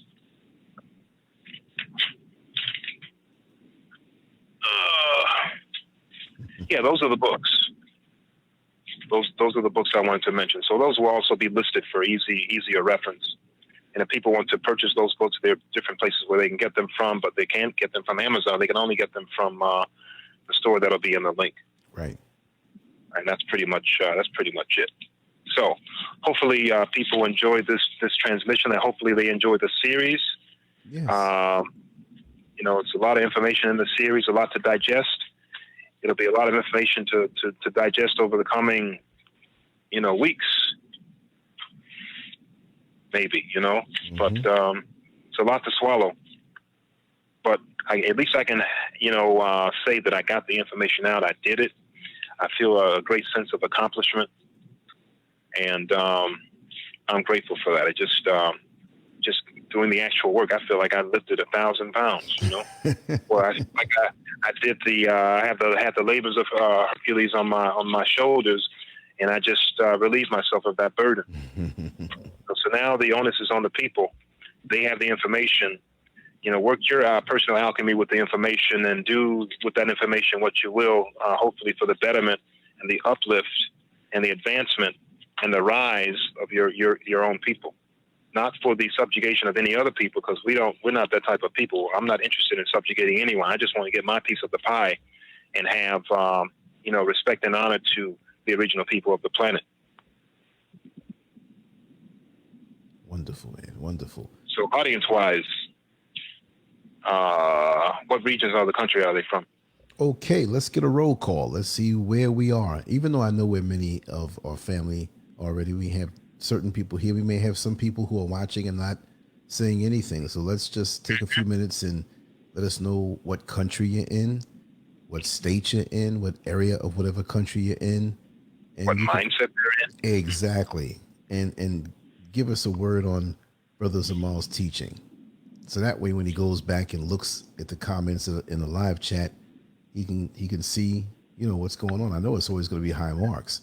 Listen. Yeah, I haven't done that. I'm going to start doing. I haven't really done that. Yes.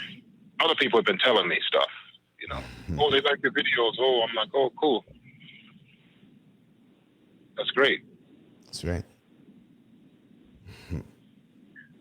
I'm not trying to win friends and influence people. I'm just trying to get the information out for the betterment of the people. Oh yeah, but because of that, you win friends and influence people. You know, because it's sincere. I'm not trying to offend either. I'm not trying to offend anybody. Right. But you got to tell. I just have to tell them the truth. Mm-hmm.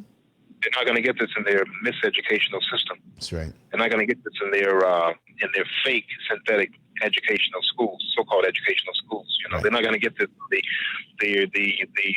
the lords of academia in those cherished, venerable institutions of so-called higher learning, lower form of learning, junk information, junk science. You think if a person will sell you junk food, they won't sell you junk information? That's not a stretch, and we already know it's junk food.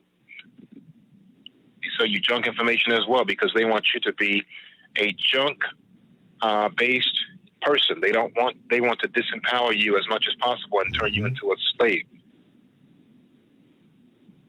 Slaves are more manageable than people that are free and independent thinking. Right. Not only do people, individuals, but they assassinate nation states. Whole nation states they've placed under arrest in the past and also now in times present. It's always a competition thing. This is a world, it's a world of abundance, and they have this, anybody that has that mindset has a poverty mindset, you know? They're mentally impoverished in a world of plenty.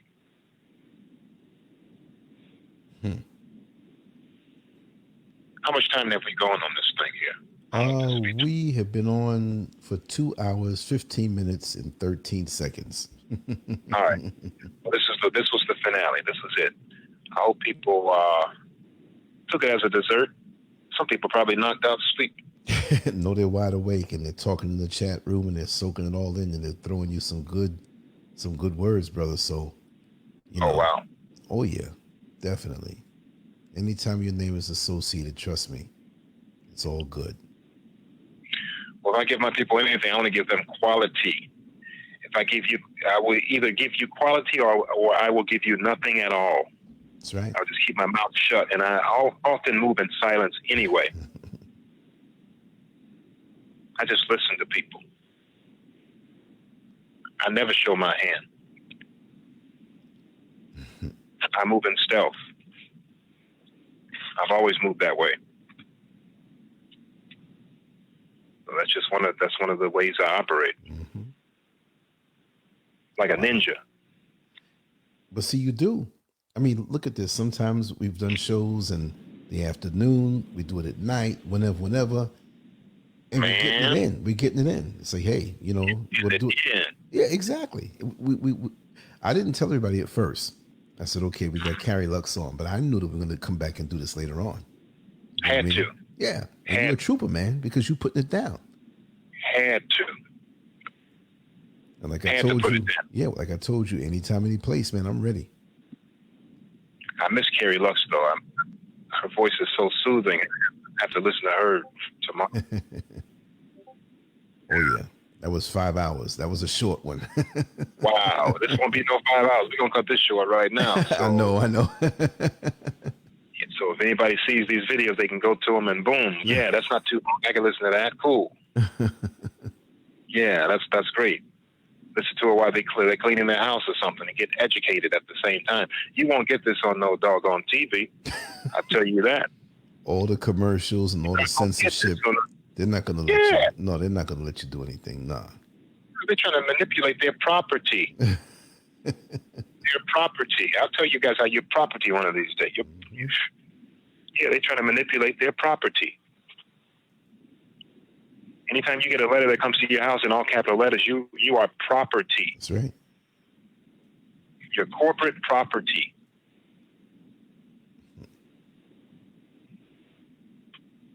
So. Got to peel the layers back.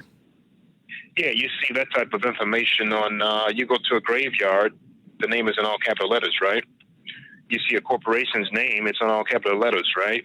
You go to a municipality or a state office or jurisdiction, a governor's office, a mayor's office, everything is in all capital letters. That signifies corporate status. What's wrong with that? Problem with that is that if you're a corporation, corporations by definition are profit-seeking. So either you're going to be profit-seeking and working for your own best financial interest or your fiduciary responsibility to shareholders, or you're going to be serving the people. So I ask people, I'm like, do you have a problem with the fact that the government is a corporation? They don't even understand the implications. The implications are that they're not working in your best interest. They're working for somebody else, not you. But that's off topic. Another story. Another time. I like to have a theme and take a topic and just wear it out. I don't know if I wore it out, but I think I gave you guys some food for thought. No, but I have a term that I use when I go in on something, and I say I go in with surgical precision. And I'm a detailed person in anything I do, and I don't like to leave any stone unturned. So that's why I love the thorough way. Even when you spelled out, Pakistan and Netherlands and all these, you went into detail. You leave no doubt as to what you're sharing, and that's a pleasure, because so many people. Well, anyway, teaching and sharing information is a two-way street. You can be on a high output level, and you have others who are just on a low input level. They're receiving it slow. Right. And that's got to be, that can't be too cool for you. Smart and important. They want to sound important. Yeah, exactly. I hate things like that. They just want to impress you with what they've learned, but it's not being imparted to the listening audience or to the students. That's not an effective teacher. That person needs to sit down. And that's why I model my teacher style like this also, because I noticed that and I didn't like that, and I saw the deficit in their styles, and I'm like, I'm not going to do that. And I hope that it was entertaining and interesting, and I try to keep it interesting, though, but not sound like a doggone college professor. No, but I mean, most people who are listening to the college professor prototype would not last. They're here riding with you, and they didn't know it, but this was unexpected, and they're still riding with you.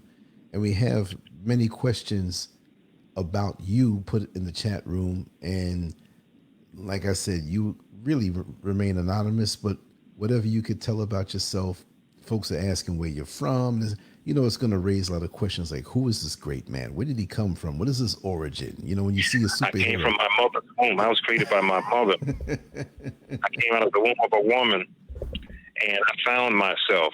I was a victim of this so-called supremacy, which is really a form of inferiority complex.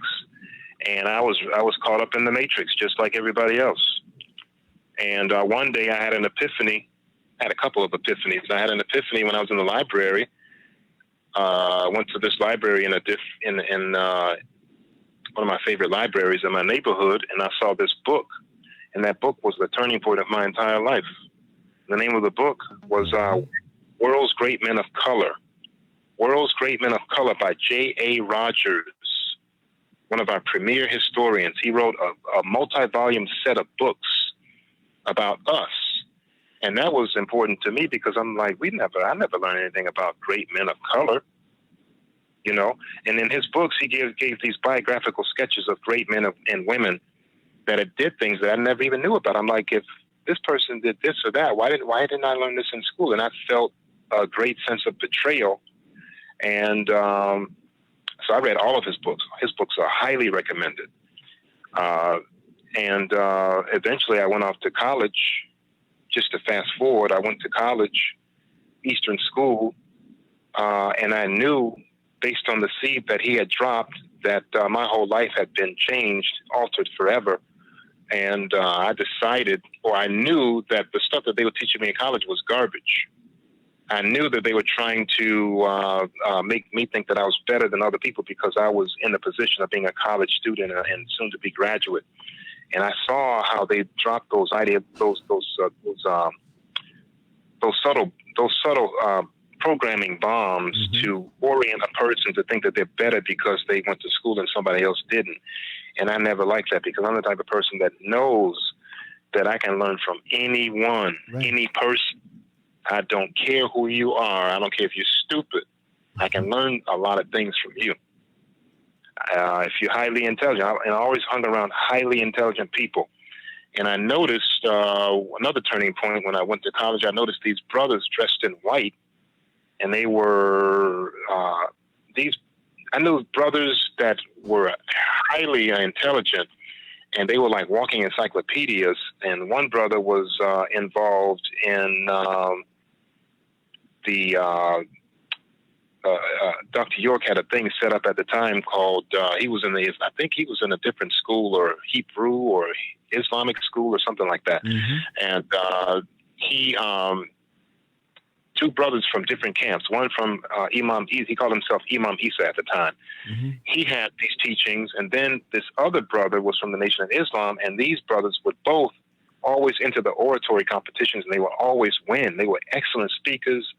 And I hung around them because they were like both of them, looking encyclopedias. And I wanted to be like that because I had decided a long time ago that I was on a quest for knowledge, not for knowledge's sake, for the point of sitting on the knowledge, but I knew that at some point I would be of service to the people, and I started doing that at an early age anyway.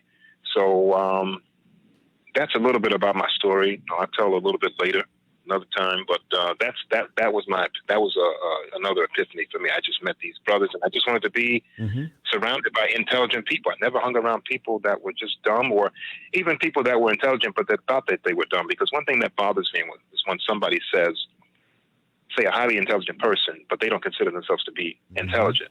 That person I run away from. I shun that person because they're denigrating them. That's a form of self-denigration. You're lessening yourself, and if you say you're stupid, okay, you're stupid. All right, I just put you into a stupid box, and that's where you will stay until such time you emerge from that stupid box and tell me otherwise. Because I can only give you, I'm like a robot. You give me your input, and I'll give you the appropriate output. So that's me. Wow. I'm just a regular guy that has a thirst for information and knowledge. Well, I'm nobody special. They're gonna say, hey, I'm saying that you're a Renaissance man, brother. You're so well rounded, and you don't have any residue of ego. You don't have the things that most people would think you would have in your character with the depth that you possess. And that's quite rare, because many brothers who are at your level mentally and spiritually and with the craving and desire to learn knows that that's an aphrodisiac to the opposite sex and would be using it for that purpose. I know brothers that do that. Of course. I was able to avoid those mental minefields. I call them mental minefields that they set up, these traps that they set up in school. Because when you go to school, if you are an open vessel and you don't have a filter, then you're going to be taken to the cleaners, and you're going to be pumped up and souped up and made to think that you're something else. And that's how they enforce this is how these people enforce the politics of division. They do it along class lines. They do it along educational lines. They do it along gender lines. Yes. And this is another reason I did this, to bridge the gender gap. You know, there's so much infighting between black men and black women. You go on the internet right now and see certain people with large platforms denigrating black women. And then you see other platforms where black women are denigrating black men. And I'm like, I don't want nothing to do with that. Me neither. I don't want nothing to do with it. And both of them have valid points.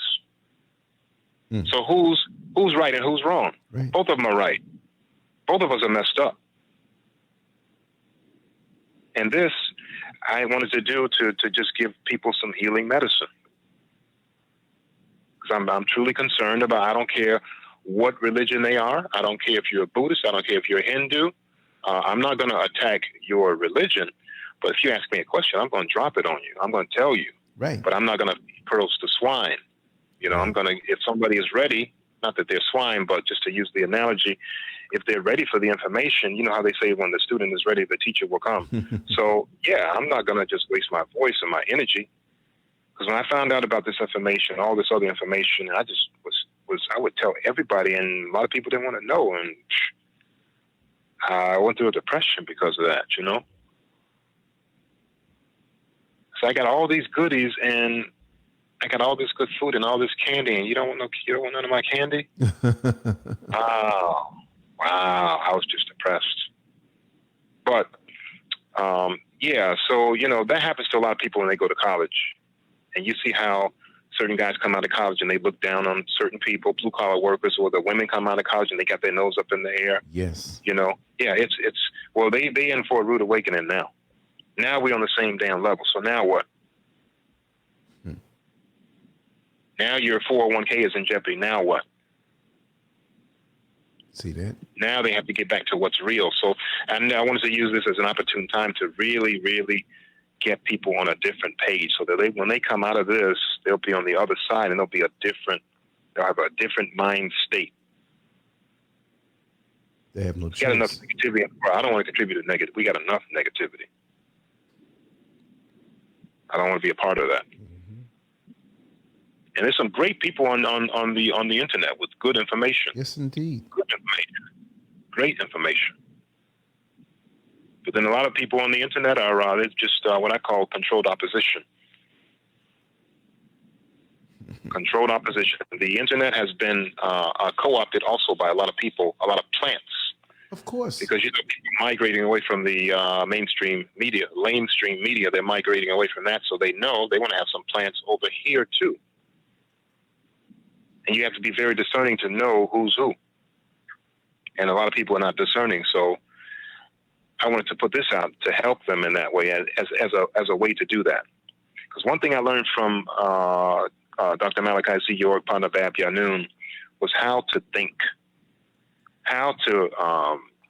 was to ask questions about everything, everybody. That's something that we as a people don't do. And people at this society in general, we don't ask questions. Ask questions. And we don't do that because our brain has atrophied in this system, purposely been atrophied. And our creativity was the first thing that was stolen in these schools. Our creativity and our desire to ask questions has been taken away from us. And I wanted to re-impart that, Bring that back. Yes, we have to become scientists. We are scientists. We were scientists before, and that's what we're supposed to be. We're not living up to our potential. We are great people, highly, highly intelligent, and they wanted to drag us down into the muck and the mire. And I know that the way out of this thing is by exalting the woman. If you don't exalt the woman, you're done. Exactly. And a woman is in the shadows. She's, she doesn't realize that she is a walking deity, but the deity is asleep. So this was really designed to awaken the sleeping deities that are walking around in our midst that don't realize their true value as, living portals through which life enters this realm. Well said. They're not valued. They're not valued. And they have to know who they are, because we got all these brothers teaching. Cool, that's great. But once the women start teaching, the guys are going to have to up their game, and then we all are going to come up. Exactly. It's a different vibration. That's what's going to have to happen, though. That's right. It's going to have to happen. Mm-hmm. And the matriarchy will be reestablished. Like I said, it will be reestablished. Can't be May not look like it, but after this thing has been destroyed, this America will be destroyed. Once it's destroyed, and like I mentioned, in ancient times, people would go in the waterfalls, and they would go underground under the planet during times of calamity, or they would be taken off planet. You guys don't have to believe that right now. You don't believe it. I'll provide you with the evidence, and you tell me, and you discern whether it's true or not. Yes.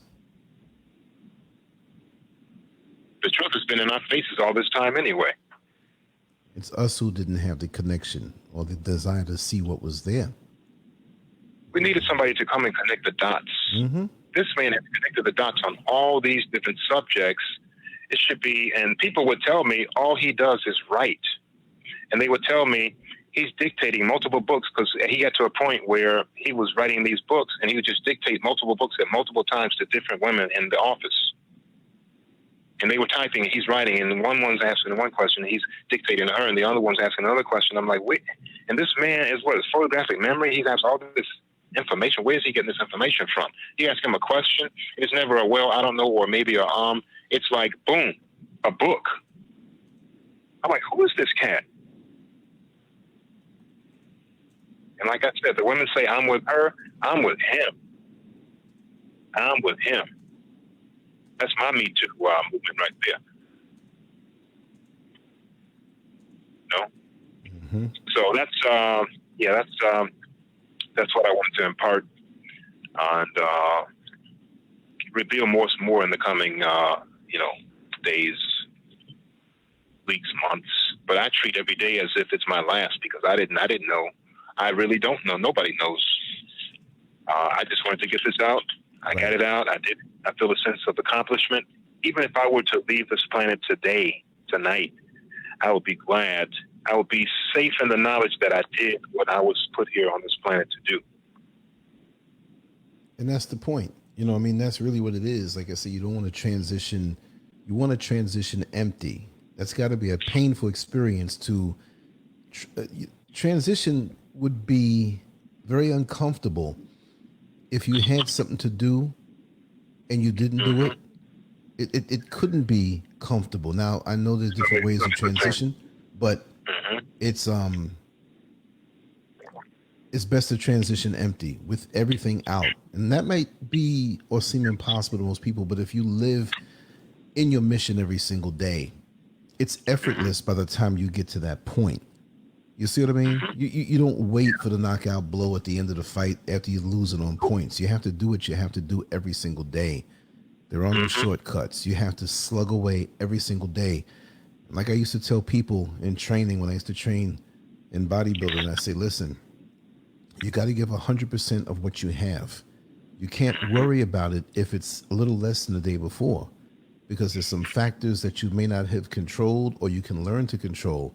Every day that you have a really good day, and this has nothing to do with bodybuilding now, every day that you have you say, man, this was a good day. I had good energy. Well, there's certain factors, whether you knew it or not, that you executed that landed you in that place. So try to find out what that is and replicate it. But even when you find yourself a little down in energy, it may be because, you know, you had an emergency the day before, you didn't eat the way, something was on your mind, but you have to control yourself. But you have to give 100% of what you have that day. Now, your 100% for today might be 60% of what you had tomorrow. I mean, of what you had yesterday. See? So give it all, no matter what it is. So some days what I did. You're 150% and keep it going. You know, and learn the factors so you can be consistent. Yeah. I should have worked out with you because when I started working out, people thought I was on drugs. I had physique just like yours. You know how your physique was in that picture? Yeah. Put my face on there and I'd be the same person. And people thought I was on drugs. They thought when I came to the gym, I had these people follow me around and like, but the insecurity, who is this guy and where does he work? No, they were like walking around with notebooks thinking that they were going to get some like training. They were getting training techniques because I was telling them. And they were just wondering where I got all this energy and why I was so strong and why, these guys on steroids were not doing what I was doing in the gym. And the results that I got, and they were like, wow. But bottom line, it was genetics and it was also work ethic. Because when I went to the gym, I would go in there and it would be business. Let me tell you something. And me and you are brothers, man. We got the same temperament, man, because look, my intensity level began before I even got into the gym. When I was heading to the gym, when I was a young teenager and I'd walk up the street, hop on the train, I'm not looking at nothing sideways. I don't want to hear it when I get in there. The only guys that I would even speak with in passing were the ones who are very serious. And training, like right now, I can look at someone and observe their training and tell you if they're shit or not. You know what I mean? Like the techniques, little things. Too many people, especially this day, to just touch on this a little bit, the first thing they do, and I've seen YouTube videos, I've talked to people who I've known for many decades before, the first thing is, okay, what do I do on a cycle? I'm like, listen, I never use drugs. I don't do drugs. Yeah, the first thing they want to do, is find out. But it's not even, I wouldn't even justify it for anything, but it's not even for even some kind of competition. These guys want to look buff for the summertime, or they have a wedding coming up or whatever. It's like, are you serious? You're going to risk your kidneys and your liver for that? I mean, it's crazy. It's not worth it. It's not worth it. And I know most of the guys now that I used to train with and who are around my age group are a little older. Most of them are dead or with some serious complications. They're not dead. Wow. Yes. I'm going to do a show about being around guys who are on drugs and the whole drug culture. And this is back from the early 80s, late 70s, man. They're dead from the steroids. No, I never liked that because when I started working out, I was a power lifter first. Which is the best way. When you power lift, you develop tendon ligament strength. Exactly. You don't get big. You do a lot of heavyweight singles, doubles, triples. But you have a quality muscle, though. You have a quality muscle when you do that. A thickness that regular bodybuilders don't get. And you get to your muscle maturity even earlier. You're gonna get big, though. If you're a powerlifter, you start bodybuilding, man, and people are gonna think you're on drugs, and that's what people thought. I mean, I don't have that physique now because I've been fasting and stuff. It's a different thing now. It's a different thing. If I wanted, I can get it though. But I've just been doing fasting and trying to keep my body clean, and see, at this junction point, it's that's what you want to do. I mean, because the flesh goes, the hormones go down. How long can you keep? You have these guys who think that the human body is a machine. Like, okay, I'm gonna slam these different drugs, and certain things don't work. Give me some Viagra. I know guys who look really good on the outside, but to get that way, they trained and they didn't perfect it. They had no knowledge of proper training and how the body works. All they want to do is eat and what they say, get big. And you can get big and bloated. You can bloat your limbs a little bit, and you don't even know how you got there. But if you learn your body and learn in the long haul, it's like in the stock market, which I don't really get into, but I'm just saying symbolically, if you train for the long haul, you eat the proper food, get your rest, as long as you can get that cycle, not a drug cycle, but the cycle and momentum of working hard, resting, proper nutrition, working hard, resting. If you can maximize that with no injuries, you can have a fabulous body, even from a young age, because I developed very quick, like you see in the picture, and I'm quite sure the way you talk, I already know, man. You saw my picture. Yeah. But I'm saying the way you talk, I already know. It's even before that, because I don't know if I told you, but I met a lot of the top bodybuilders in the world from the late 70s. And it was all because of a gentleman who had a basement gym and eventually an official gym 3 blocks away from me. And he was friends with a guy named Wayne D'Amelia. Now, Wayne D'Amelia is, he used to hold the Night of the Champions. He was high up in the IFBB as a promoter with Joe Reed and all those guys. So what I'm going to do, I'm going to drop a link. He's a very good friend of mine. I haven't spoken to him in a long time, but it's not one of those things you say, you say he's your friend, but if he sees you, he won't know. No, this is the guy who afforded me to meet Robbie Robinson, Bill Grant, Pete Gronkowski, all these guys he brought to my neighborhood, because one of the guys that he worked with was a guy that lived in the neighborhood, and he would go pick them up at the airport. You see what I mean? So Wayne D'Amelia can tell you a lot of stories, and like I said, I'm going to be reaching out to him. I think he's down here in Florida. I'm going to be reaching out to him, and I want to get an interview with him. And this interview, I want you to listen to it. Even if you're not into bodybuilding, it is a very interesting, very interesting. It is interesting. I still look at it from time to time. It's an interesting subculture to me. But this particular interview is the bomb. It's my childhood. This is a guy who I would see several times a week, and he would tell us the secrets of what he knew.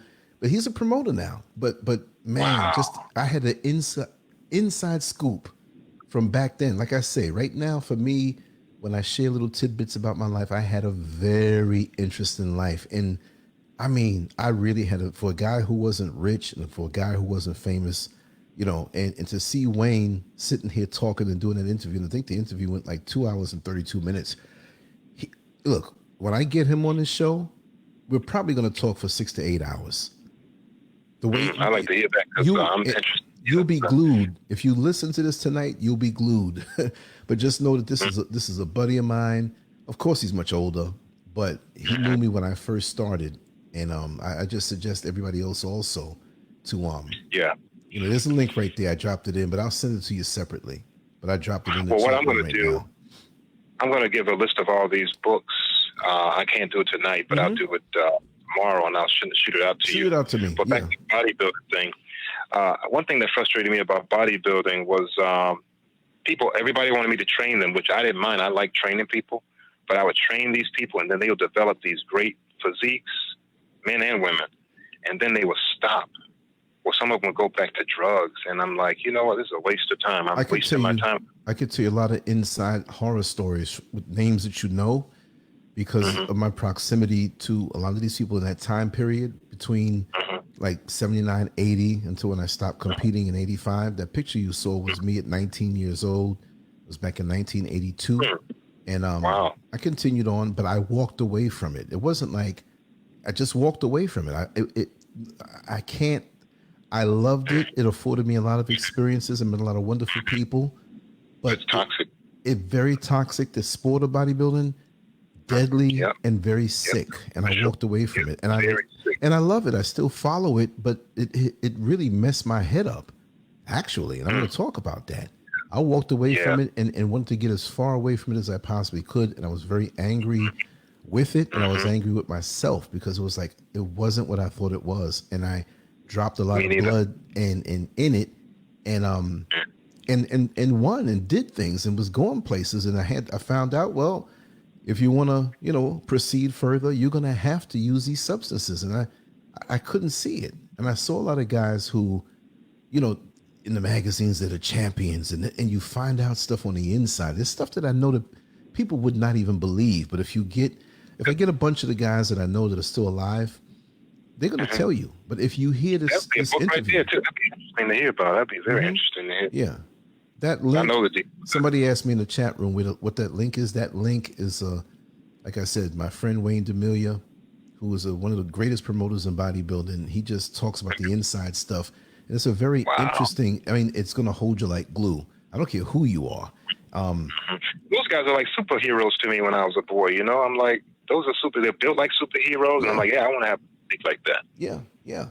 And heroes. My father did powerlifting. He didn't do bodybuilding in the competition, but he had that look, and I'm seeing him. That was normal to me. So, I wanted to pursue that. My father too. Yeah. So, he built, man, small waist, big broad shoulders. Exactly. So, I'm satisfied with what I did, but there's something that bugs me. I want to not come back and get into that per se, but I know that I can really look probably 65, 70% of what I look like in that picture. And that's something that I want to pursue as a hobby. And where I am, it's fun. Yeah. It's fun. It's good to stay in shape. I stay in shape. That's for sure. I'm not no slouch. I'm not going to turn into some slob. Right. Health is important. Of course. And that's why I eat the way I do. But I can push and I can do. And if I do stuff on a regular basis, 6 months times, people will be like, wait a second, what are you taking? Because the muscle memory and knowing how to train. I know my grooves. In 6 months, I could have all that back. 6 months time. Yeah. See, but people don't understand that. 6 months. Regular people don't understand it. But see, you know your body, and you had a chance for many years to know your body. So you go right back in there and you know exactly. Look, just because, say, for example, you had a country home that you only went to for a couple weeks out of the year. When you walk in there with the lights off, you know exactly where the light switch is. Just because you haven't been there doesn't mean that you don't know what to do. So that's right. That's what it's all about. But the underbelly of it all, man, the prostitution, the drugs, the hard drugs. I know. The prostitution is bad. The homosexuality is bad. You have guys. I never got into that part. I knew guys that were into that part, but I liked it. I was like a little celebrity in my neighborhood. People thought I was just somebody. I was. Right. Somebody. Everybody thought everywhere I went, they thought I was a celebrity. And the biggest thing for me was fighting off these gay guys trying to pick me up. Yo, that's bad, man. One time I had to knock one of them out. I just knocked. I wasn't, and it's not something I'm saying as in a prideful way. I wasn't proud of it at all, because that's another epiphany I had. Everywhere I would go, I couldn't wear certain types of shirts. I couldn't wear certain types of shorts. Right. Because the women would have a problem. I didn't hear about the women, but the guys, man, they'd be hitting me like crazy. But people, gems on the street. Yeah, but most people in the general public don't know that aspect of it. I mean, they will stalk you. They will follow you. I was stalked. Yes, I was stalked. Yeah. This guy was stalking me, and I cross the street, here he comes. And I go across the street, here I'm like, I'm trying to avoid this guy. He comes up to me, bam. Before I know it, he's knocked out cold. And that's why I had this epiphany, like I wasn't happy about that. But you're not going to tolerate. Like, but after a while, somebody says no. I don't care what the combination is. If a woman says no, you're not going to keep bothering her. It means no. It means no. No means no. Why would you? It's just like having sex with a dead body, or that's not consensual. And that's, to me, that's rape. Exactly. Even in that state, there's necrophilia. You know what I mean? She said no. She says no. But this oversexed society we live in, oh, well, I got to get mine. And, you know. Yeah, it is oversexed. There's some women that have said that they have been, you know, raped by these guys that supposedly men and their husband. These guys are clowns. Exactly.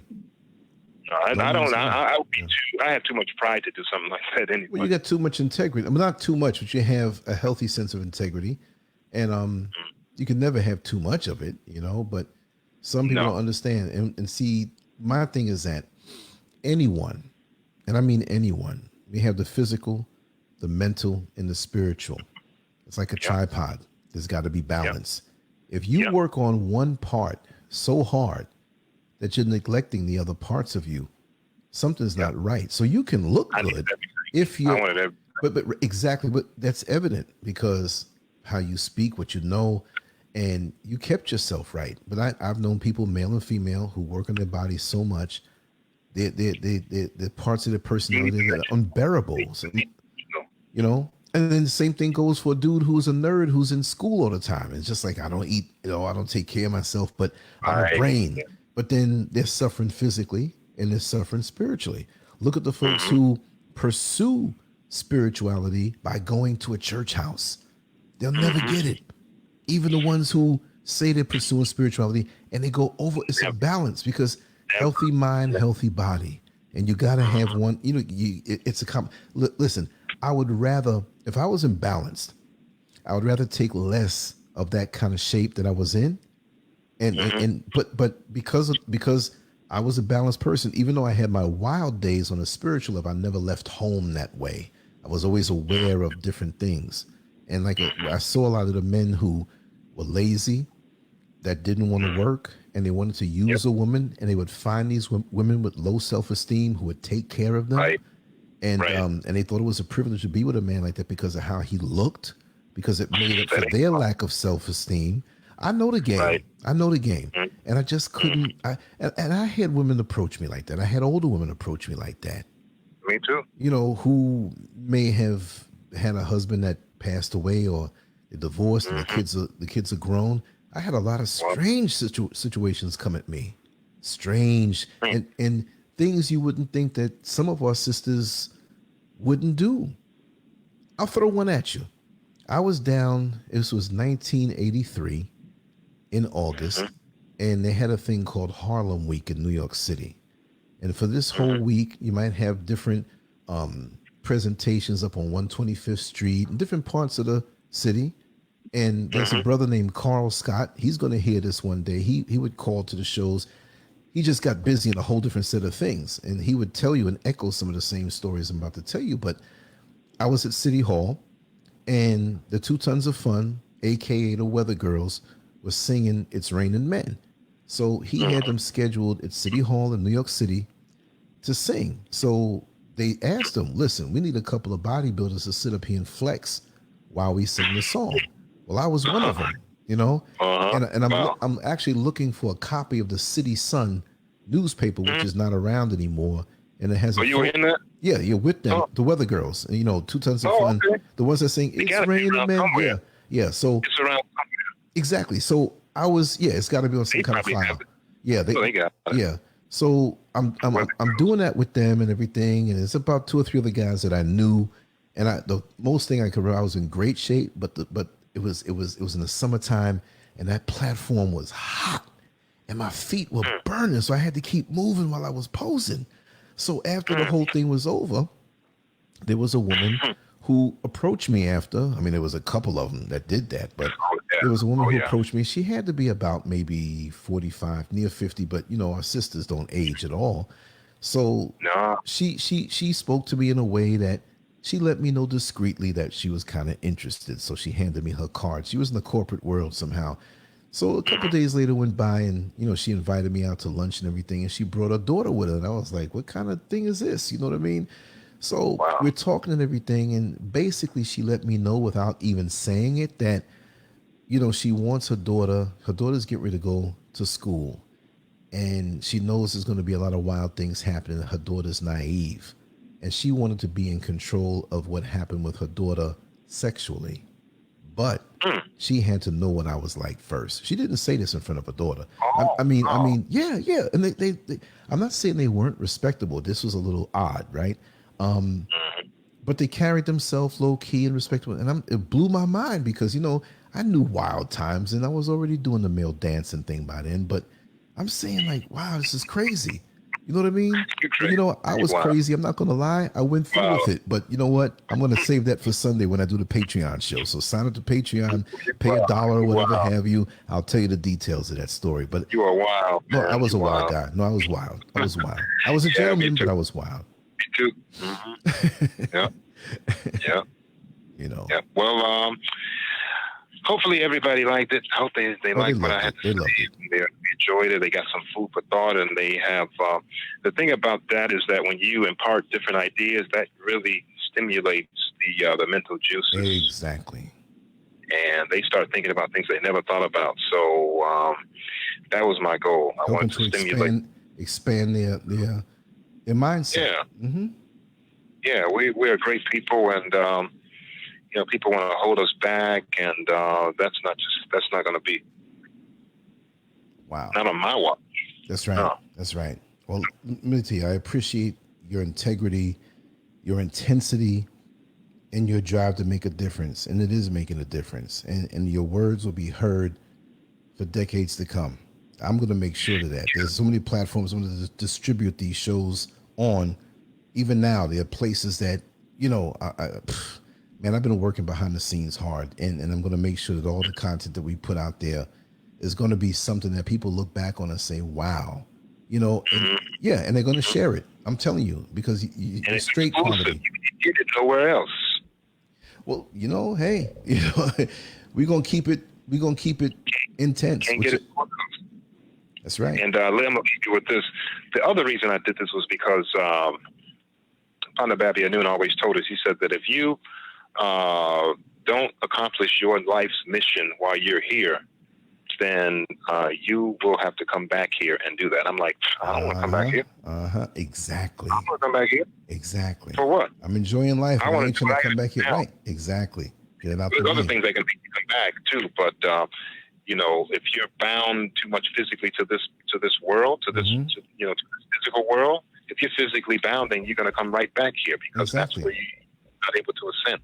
But you're gonna once you master yourself and conquer yourself on this level, there'll be a waiting period where you're here and you're like, okay, I can enjoy this, enjoy that, but I'm really ready to graduate, and that's what it's all about. Right. You know, right. I don't know anybody who wants to stay in the same grade in school that they were in the previous year. You know, that's what a lot of us have been doing. We've been coming back here. Mm-hmm. Yeah. So, well, good night to the global Black family. Yes, indeed. I enjoyed you guys. I know you're present. Just the fact that the knowledge or the feeling that you are present empowers me. So I'm glad I was able to have another opportunity to do what I did. And there's much more to come. If you think what I told you guys in this series was something, just wait till you hear what I have to say. That's right. Just wait. Right. That's right. Can't go wrong. All right. You get some sleep too. Yeah, you know, I'm fired up, man. I'm looking forward to waking up in the morning, and I mean, this is the morning, but I have so many things I want to attack, and I'm enthusiastic about the next day. You know, whenever I'm doing something, I already have the next level in mind and in sight. Yeah. I dislike that period of when you accomplish something and then you start scrambling around to say what's next. I always know what's next. Usually I know the next 4 things I want to do. So I think we had a good day. We put some time in, and I'm looking forward to tomorrow. And I already have my idea on some stories I want to talk about and getting in the sun. And, you know, we found a nice location. I can do some extra videos and stuff, and it's going to be beautiful just to see it. You know, I ordered a different camera for different types of footage, and I'm looking forward to getting that so I can offer a better experience with the audio and with the video and everything like that. And I think it's going to be different because I'm always trying to be unique and different. So, you know. Yes, that's good. Well, I went way over what I normally do. Like I said, next time I'm just going to keep to what I say. Yeah. Just keep it, you know. Yeah, understood. Understood. Yeah. Understood. But, my pleasure, man. I really appreciate it once again. And Brother give me some Zamal sleep, man. Tamaray, yes. A great mind. Yeah. Thank you so much, brother. Thank you, brother. I appreciate it. All right. You have a good night. You guys have a good night. We're going to Okay. hit this music and sign off. Okay. Peace. All right. All right. Peace. Mm-hmm.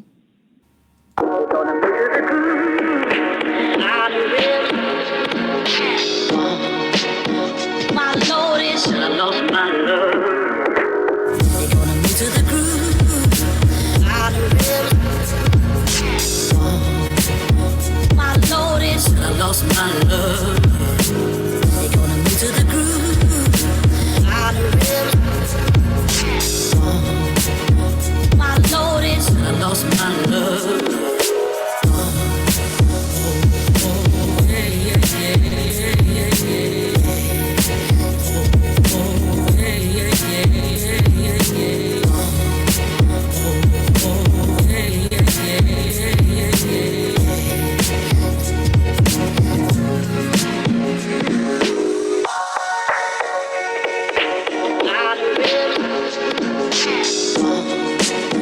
My Lord is I lost my love. They're gonna move to the groove. Out of my Lord is I lost my love. They're gonna move to the groove. Out of my Lord is I lost my love.